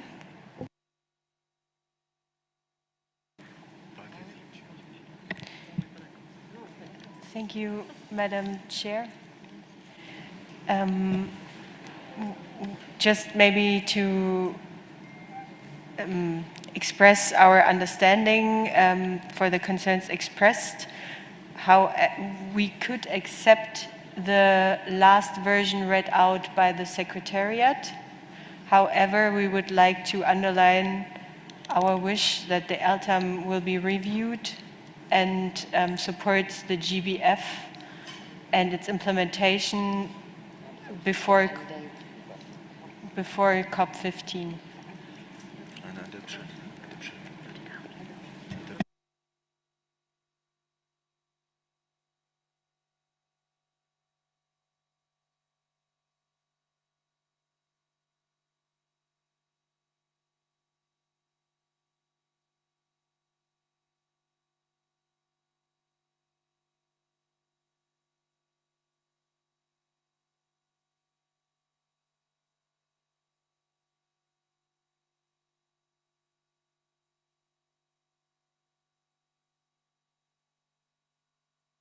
Yes, thank you, the EU. I think we can maybe add something at the end, and I will ask the Secretary to read out the whole paragraph so it's clear to everybody. Secretariat? Thank you, Madam Chair. So my understanding with the amendment just proposed by the European Union, the subparagraph would read as follows: to present the compilation of submissions received for consideration an in-depth party-driven review of the long-term approach to mainstreaming at COP15 to support the implementation of the post-2020 Global Biodiversity Framework.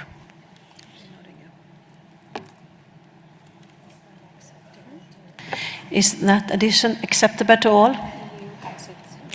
Okay, the EU, again, you have the floor. Thank you, Madam Chair. We would like to change the last word so that it would read at the end of the paragraph in view of its adoption, because we want the LTAM to be adopted at COP15.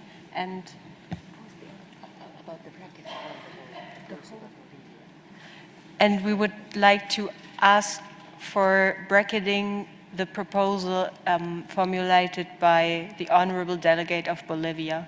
Thank you. Can he list the brackets?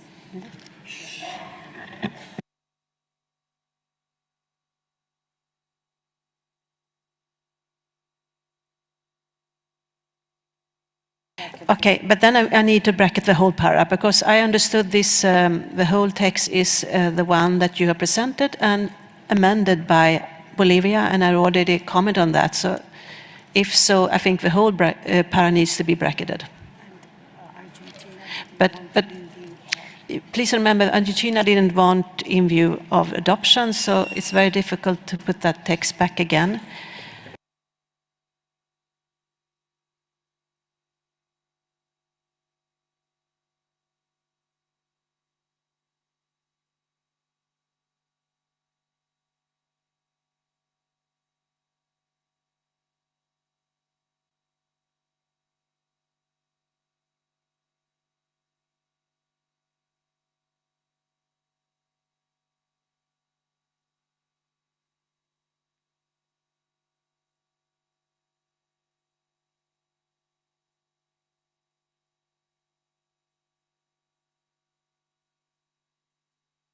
Okay, I would then, sorry, I think this is very complicated to do from the podium.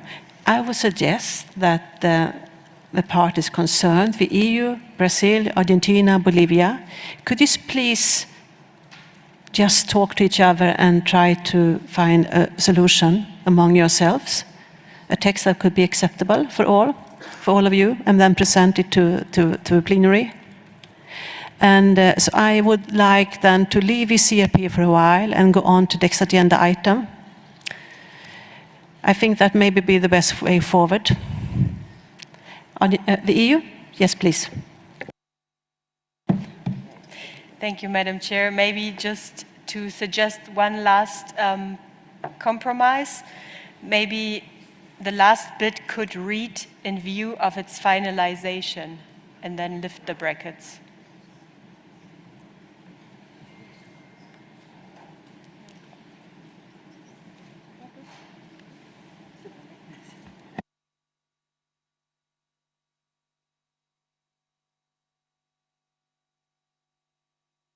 Okay, Argentina, are you okay with that?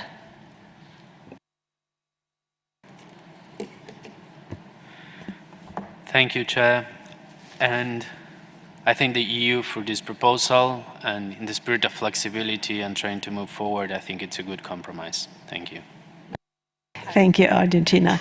Yes, I know that Paraguay, you want to comment as well, and Belize. Paraguay, you have the floor. Yes, Madam Chair, I was actually going to suggest we keep the paragraph in brackets, because we've been going in circles in this discussion for way too long. And it seems that, though I think Argentina just said that they could be flexible, it does seem that this is a new paragraph that is quite contentious, and maybe delegations need to consult with their capitals. Thank you.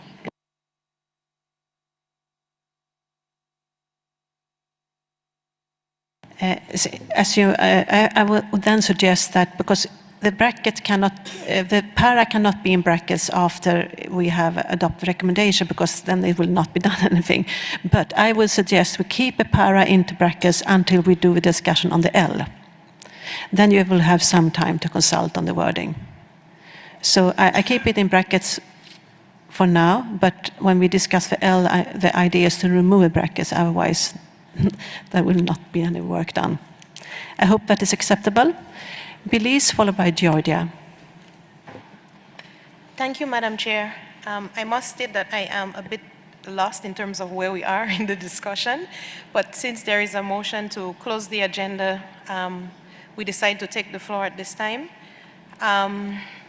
So we recognize that mainstreaming of biodiversity within and across sectors is the only manner for tackling biodiversity loss and the challenges caused by unsustainable sector practices.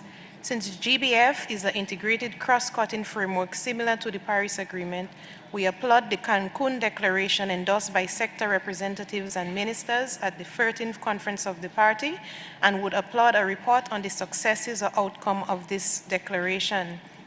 Notwithstanding, we do have a recommendation for inclusion under paragraph 6, recognizing the work of the informal advisory group to include ways. Excuse me, please. I will come back on para 6. I'm not closing the agenda item. I will just handle this one. Okay, so I come back to you later. Thank you. Thank you. Georgia, you want to comment on this, my proposal to have this text in brackets for now? No? Georgia? Yes. Thank you, Chair. So we would be happy to accept the formulation which EU suggested right now, and seems that it can be consensus among parties. But in our view, well, whether we accept anything or not here, we think that the mainstreaming is important part of the GBF, and without that, nothing will be achieved. So in our view, we think that the mainstreaming, long-term approach to mainstreaming should be adopted at COP15. Thank you. Yes, thank you very much for this, Georgia. And as said, this para will be for brackets for now, but I hope we can solve that when the LDOC is discussed. So I assume that we have agreed on the solution for this new operational para 1. I see no objections, so that amendment is agreed. Let's go back then to the other chapeau preambular part of this CRP. I haven't heard any comments on those, so I assume those are acceptable.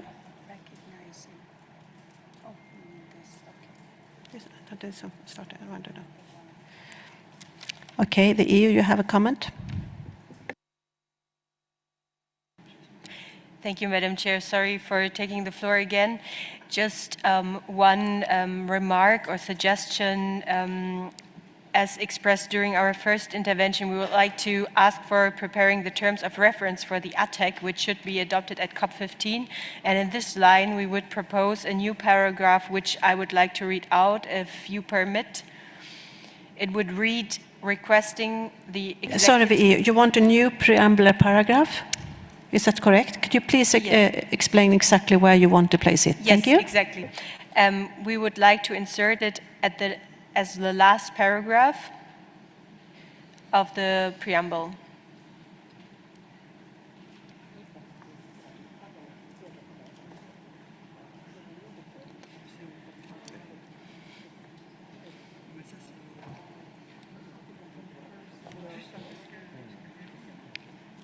Could you mean that as after the new para? Yes, exactly. Yeah, okay. Yes. Can you read it out? Yes, of course. It would read, requesting the Executive Secretary to prepare a proposal of terms of reference for the ad hoc technical expert group on the mainstreaming of biodiversity that is to be established in the paragraph 6 of the recommended decision of the Conference of the Parties.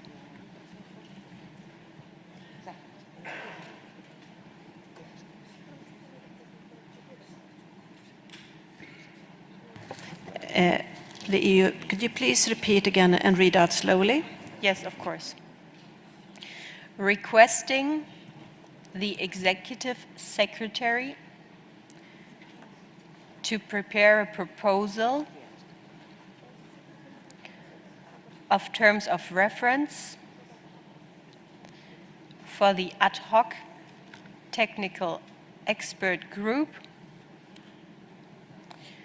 on the mainstreaming of biodiversity that is to be established in the paragraph 6 of the recommended decision of the Conference of the Parties.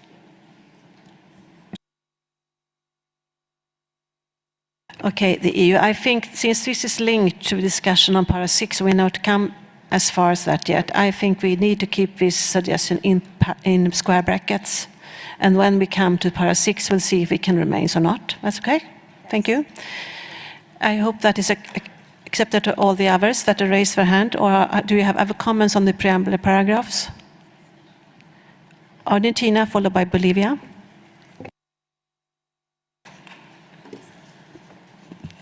Thank you, Chair.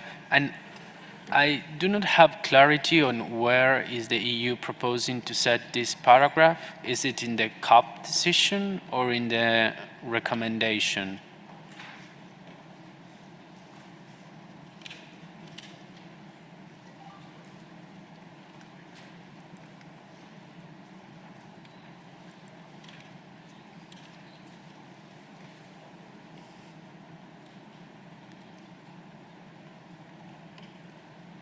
Okay, Argentina, I will ask you again. Could you please explain where exactly you want to have your insertion? Thank you.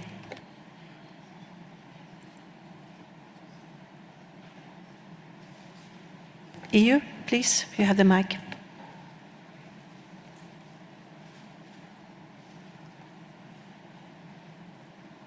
Could the microphone be given to the EU? Thank you, Madam Chair. Of course, I would like to explain where we want to insert that paragraph. It would be the last paragraph of the of the recommendation before it starts. Recommends that the Conference of the Parties. So before that sentence, we would like to insert that paragraph. Yes, so it's planned, I understood it was meant to be intersessional work, but as suggested, I keep it in brackets until we have discussed para 6, because it needs to have a discussion on para 6 before we can agree on this one. Yeah, am I correct? I hope, Argentina, you understand? Argentina, you have the floor. Thank you, Chair. And of course, we need an understanding on paragraph 6, as you are correct, and that before being able to agree on this one. Not only on the other one that you were referring to, but on paragraph 6 of the decision of the COP. Thanks. Yes, thank you, Argentina.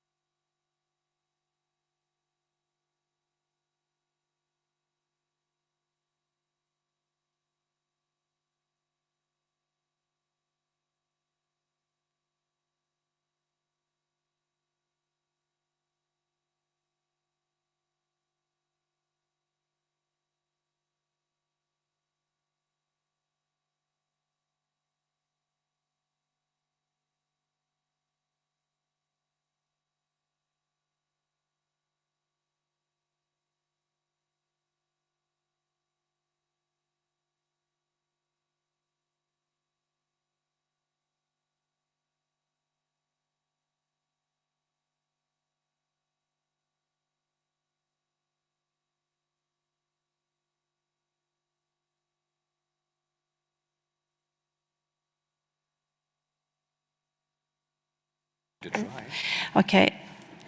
Colleagues, I am a bit conscious about the timing here. I think it could take quite a long time. I have two options. I can continue like this and try to see and hear different views on the paras, and most likely we'll have a lot of brackets. The other way around would be to just to acknowledge that everything is put in brackets from now on, and then we most likely will have a discussion at COP, but I'm not sure we maybe can solve everything here. So the only thing that cannot be in brackets, of course, in the intersessional work. So I was just wondering if we could just agree on to have everything in brackets, unless the text on intersessional work that needs to be in bracket before we discuss VL, of course, because we have said that before. And then leave the CRP for now on and then move on to next agenda item.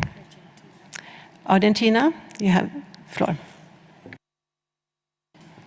Thank you, Chair.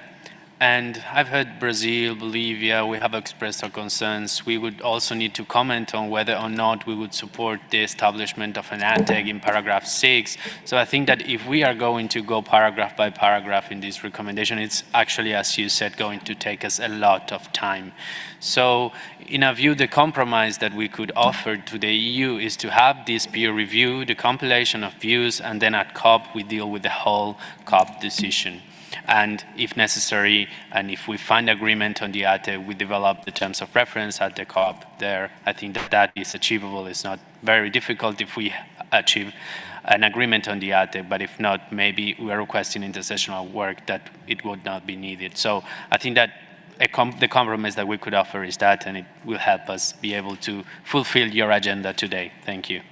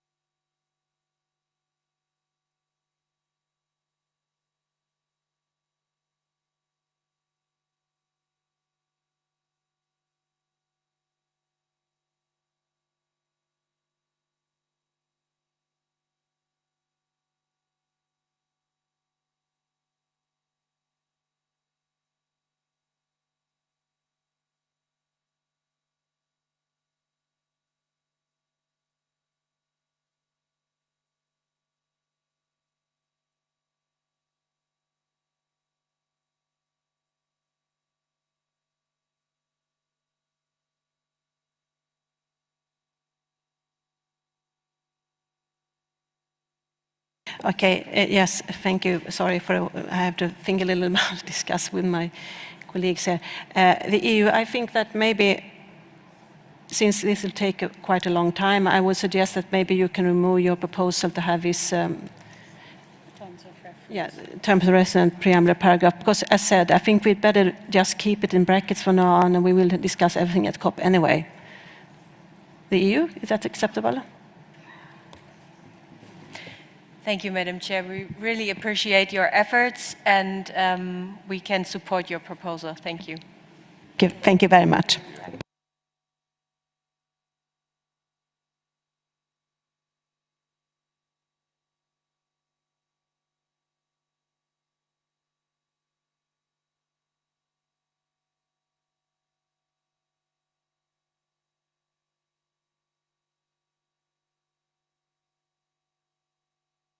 Okay, so to be clear, what I now understood the agreement here, and you have agreed to my proposal, is to keep everything in brackets, but at the L discussion we will look at this intersessional work and in the view of removing the brackets on that part.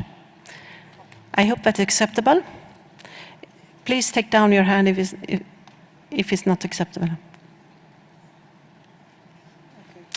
Okay, Bolivia followed by Egypt and Morocco. Bolivia, you have the floor. Thank you, Chair. Yes, we can accept your proposal. However, we request to remove the last proposal of the European Union because, well, other parties also, we wanted to introduce new proposals, even in brackets, but in order for all parties to stay with the same footing in this discussion, just to take the CRP as it is, with the discussion of the preambular part, and other proposals should be removed from this text. Thank you.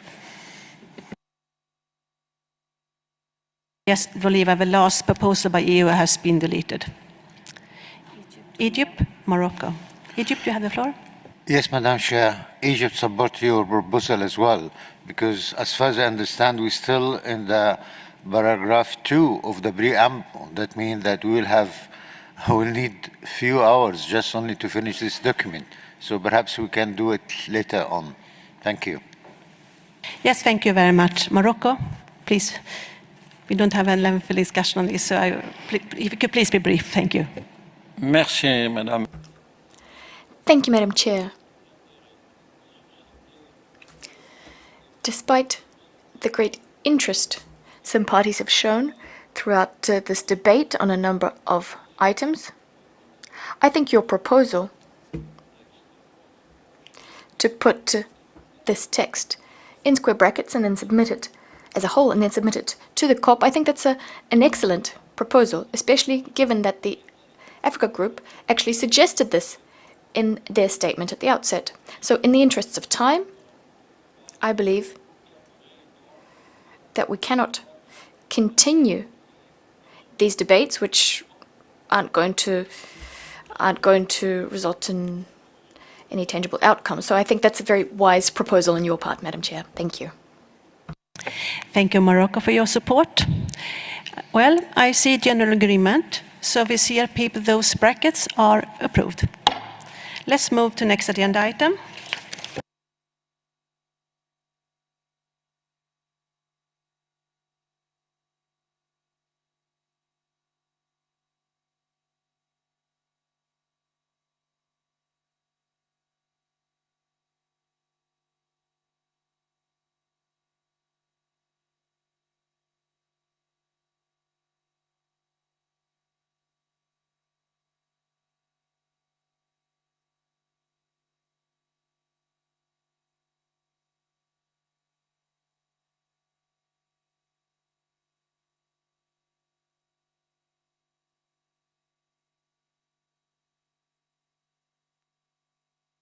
Thank you, colleagues.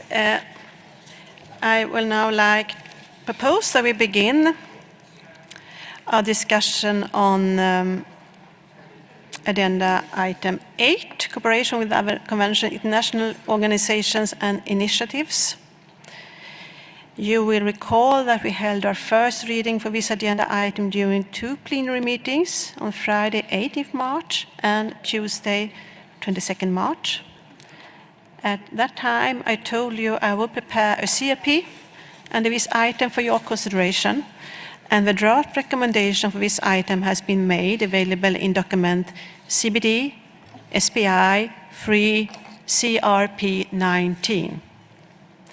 And colleagues, we have half an hour left of this session. I will really try to, if possible, to go through it.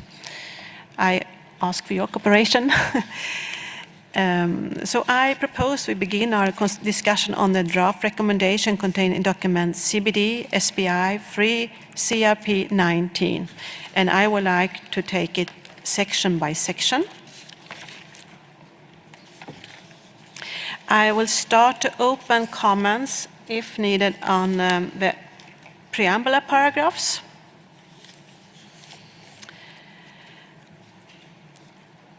I see no requests. Okay, South Africa, followed by Australia. South Africa, you have the floor. Thank you, Chair.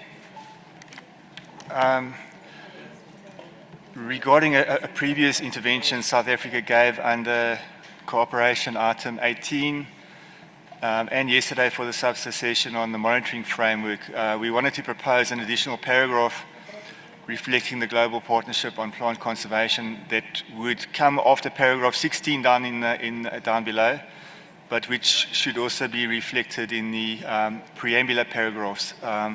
So I could potentially read you the preambular text that we propose now, if I may.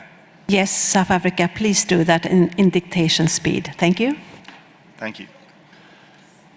And we think that this would come after the paragraph which says, welcoming with appreciation the work conducted by other organizations. Our text follows that and would be also welcoming... Sorry, South Africa, I'm not exactly following. Which preambular paragraph are you referring to? It is a bit down. It begins with the words, welcoming the appreciation of the work conducted by other organizations to fulfill elements of decision 1450. Okay, so I think maybe I was a bit unclear. I'm only open with comments on the first preambular paragraph and the first page. I think your comment is relevant to the preamble paragraphs in the COP decision, right? Sorry, my understanding is under the conference of the parties. Okay, I will come back to your proposal then when we come so far. My apologies. Thank you. Australia, you have the floor.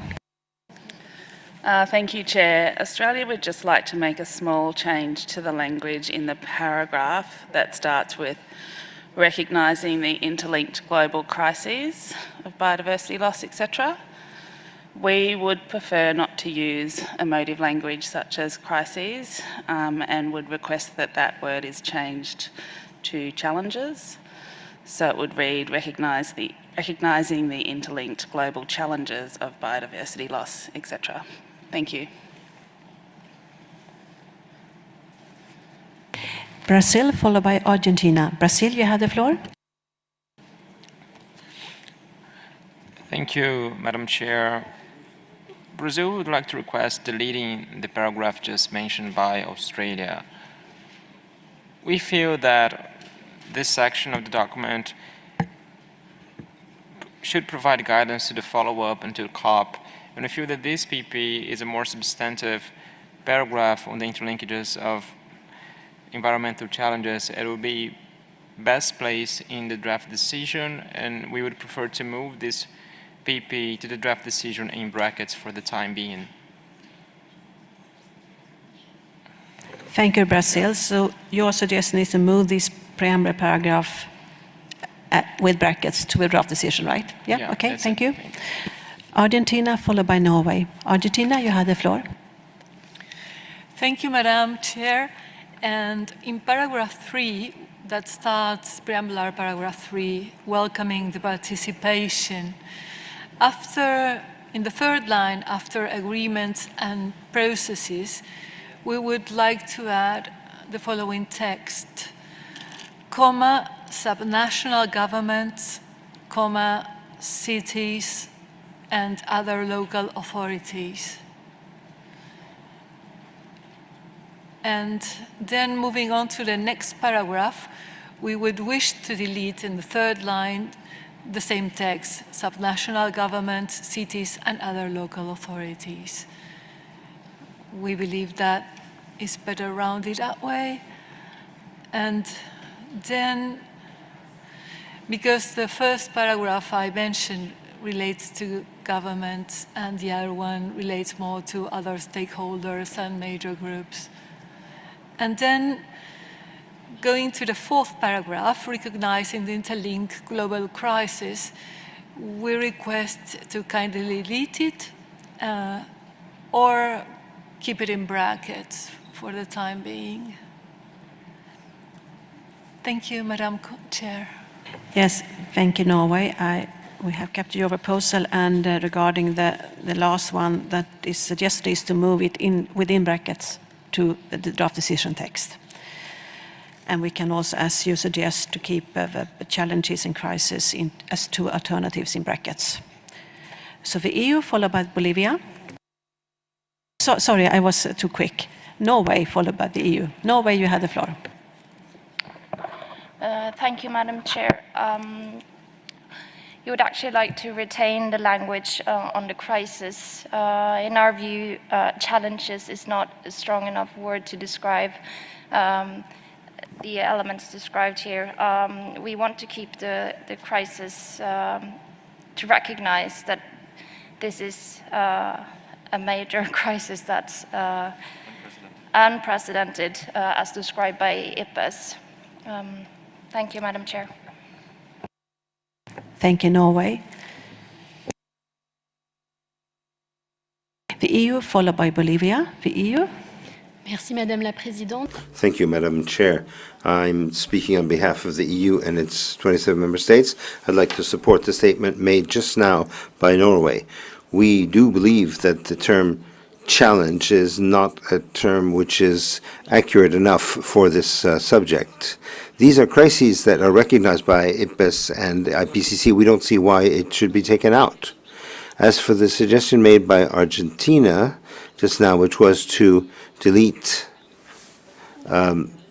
the local governments, subnational governments from one paragraph and put them in the following paragraph, we'd like this to be more precise because the two paragraphs deal with two different things. One deals with participation, the other one, it's the post-2020 framework. So we would have preferred to keep those terms in the two paragraphs. And as regards moving the paragraph proposed by Brazil into the decisions area, we'd like to retain this paragraph. We have no problem moving it to the decisions, but we want to keep the paragraph here.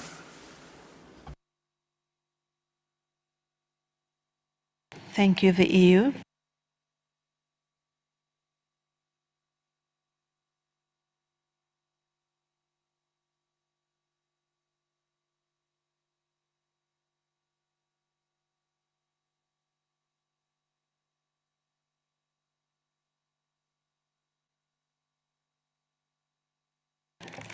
Bolivia, followed by the UK. Bolivia, you had the floor.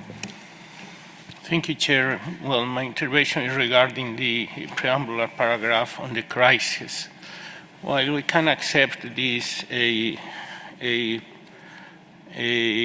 understanding of the multiple crises, for the meanwhile, we want to put in brackets and we suggest a new wording for this paragraph as follows: recognizing the critical role of actions for the conservation and sustainable use of biodiversity, including restoration, for addressing the multiple crises of the world, including biodiversity loss, climate change and pollution.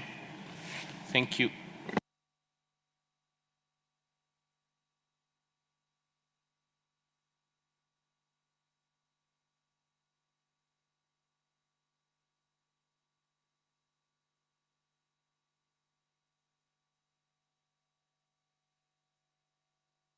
Secretary, could you please read it out again, the proposal by Bolivia, so it's clear? Thank you. Thank you, Chair. So this paragraph would read, recognizing the critical role of actions for the conservation and sustainable use of biological diversity, including restoration,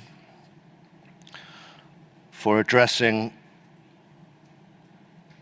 the multiple global crises, including, and then it carries on biodiversity loss, climate change, and pollution. So it's a reorganization of the paragraph. Thank you, Secretariat.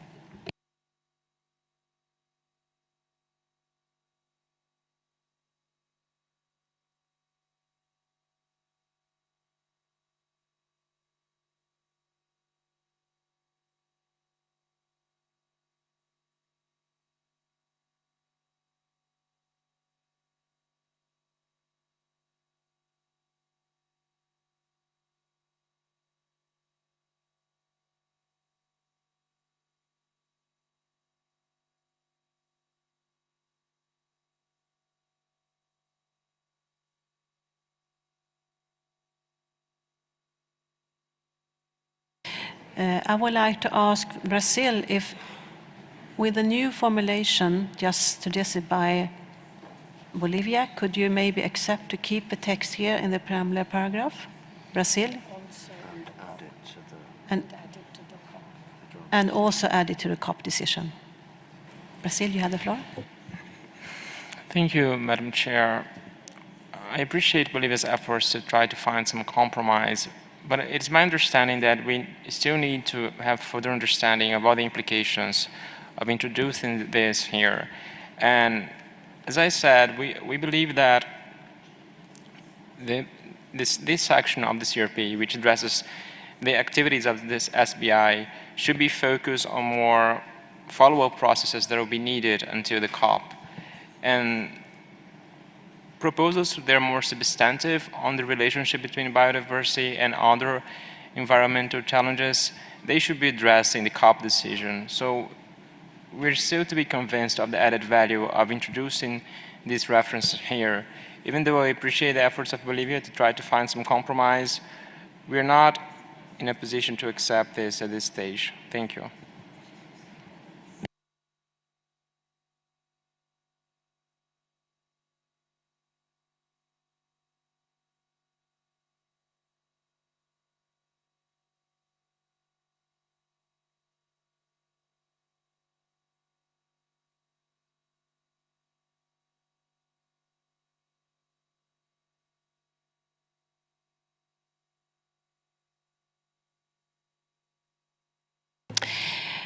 Thank you. Thank you, Brazil. Since the preamble paragraphs here cannot have any bracket, I was just wondering if the EU maybe could consider to accept that the new formulation, the preamble paragraph with this new formulation by Bolivia could be moved to the draft decision instead, the EU?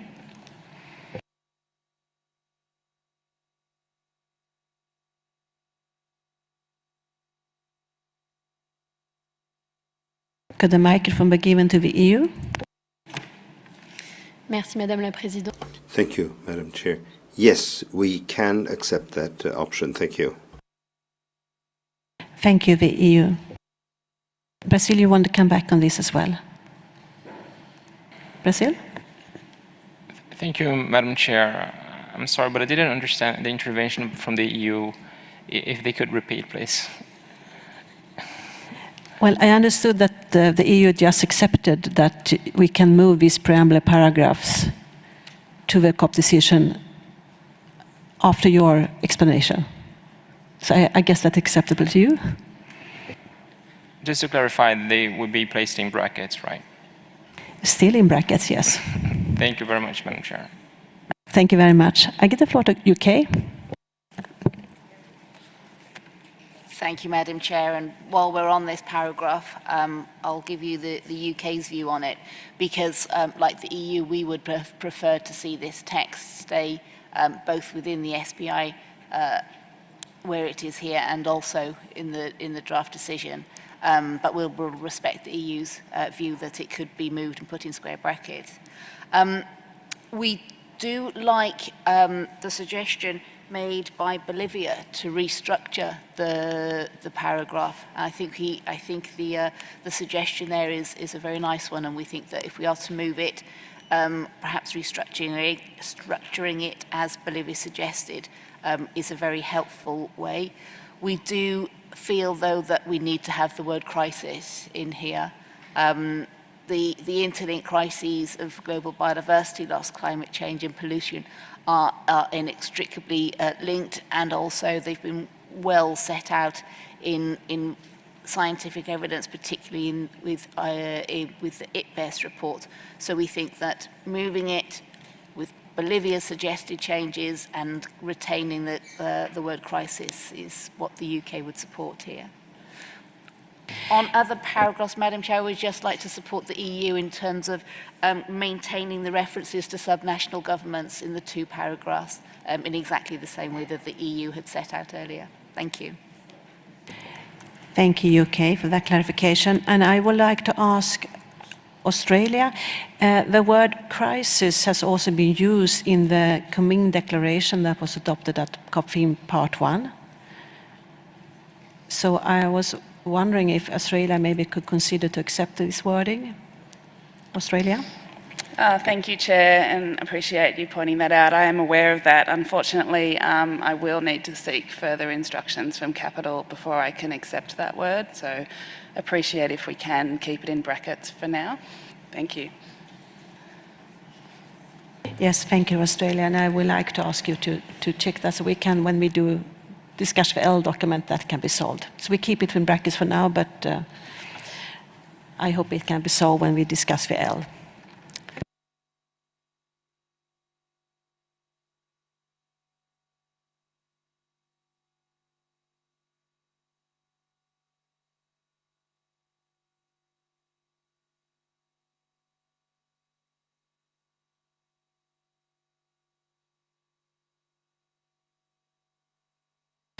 And I would like to ask Argentina, you have heard views on your proposal as well, if you maybe could accept to keep references as it was in the beginning. Is that acceptable? Argentina?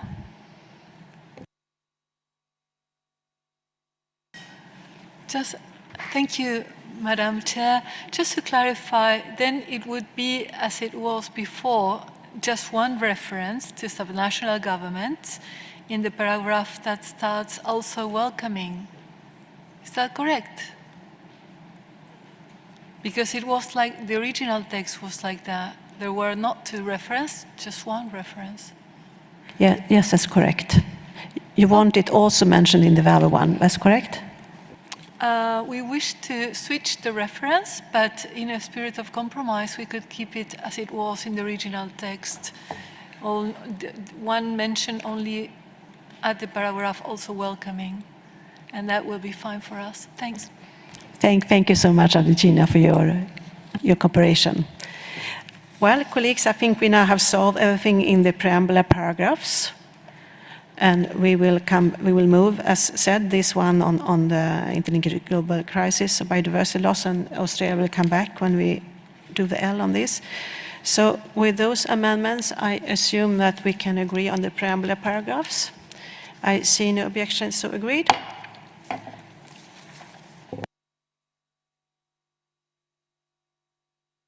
I would now like to see if we can agree on operational paragraphs 1 until 4.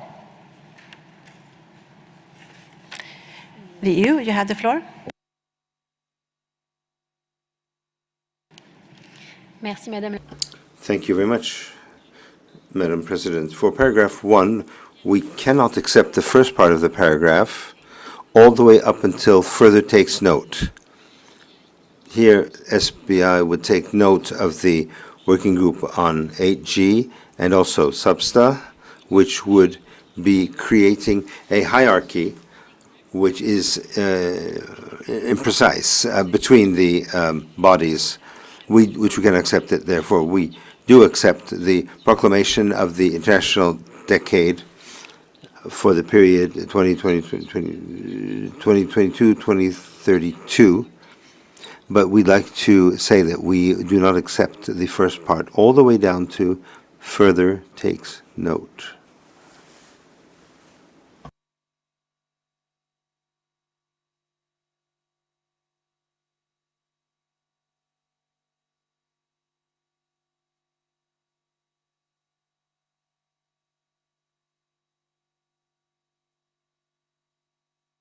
Okay, so I understand the suggestion by the EU is to delete the first part, so the operational paragraph will start with take note of a proclamation of the United Nations General Assembly, etc. Argentina, you have the floor. Thank you, Madam Chair. And our suggestion is for the second paragraph, which starts urging the co-chairs, and we would wish to move to the line 6, when it says, as well as submissions made by multilateral environmental agreements, and we would rather have added the following words, which are by governing bodies of multilateral agreements, instead of only multilateral agreements. So it's governing bodies of multilateral environmental agreements. And I'll take this opportunity to refer to paragraph 1, the suggestion by the European Union to delete the first part, and we would rather keep it. So if you could please kindly bracket it, that takes note of recommendations, etc. Thank you.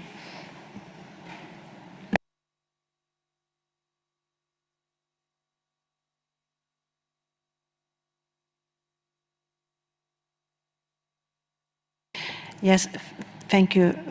Thank you, Argentina. I will need to come back on this because I have been informed I need to stop the session now because we don't have more interpretation. So before that, I will hand over to the Secretariat for some announcements, and we will reconvene again and continue our discussion on this. Secretariat, you have the floor. Thank you, Chair. I just want to remind everyone that tomorrow there will be PCR and antigen test can be done at registration, and they will start at 8 a.m. to 12 noon. And as I said, tomorrow in the registration area, both PCR and antigen tests can be done. Thank you. And we reconvene at 3 o'clock, and we start with our cooperation with other conventions and international organizations and initiatives. Para 1 of the operational para. Thank you. Thank you, Secretariat. Yes, Switzerland, before we close, you have the floor. Thank you, Madam Chair. I just wanted to clarify if Argentina wanted to delete parts of the Para 2. I did not really understand if they wanted to jump. It means that they wanted to delete or not, if they could specify. But we can also come back after the break if we don't have time and people are already standing up now. Thank you. No, sorry, no, they didn't want to delete. They wanted to add by the government bodies of before multilateral environment agreements. But I make sure everything is clear after the break. We meet again 3 o'clock. And thank you, colleagues, so far. And this session of SBI is now closed.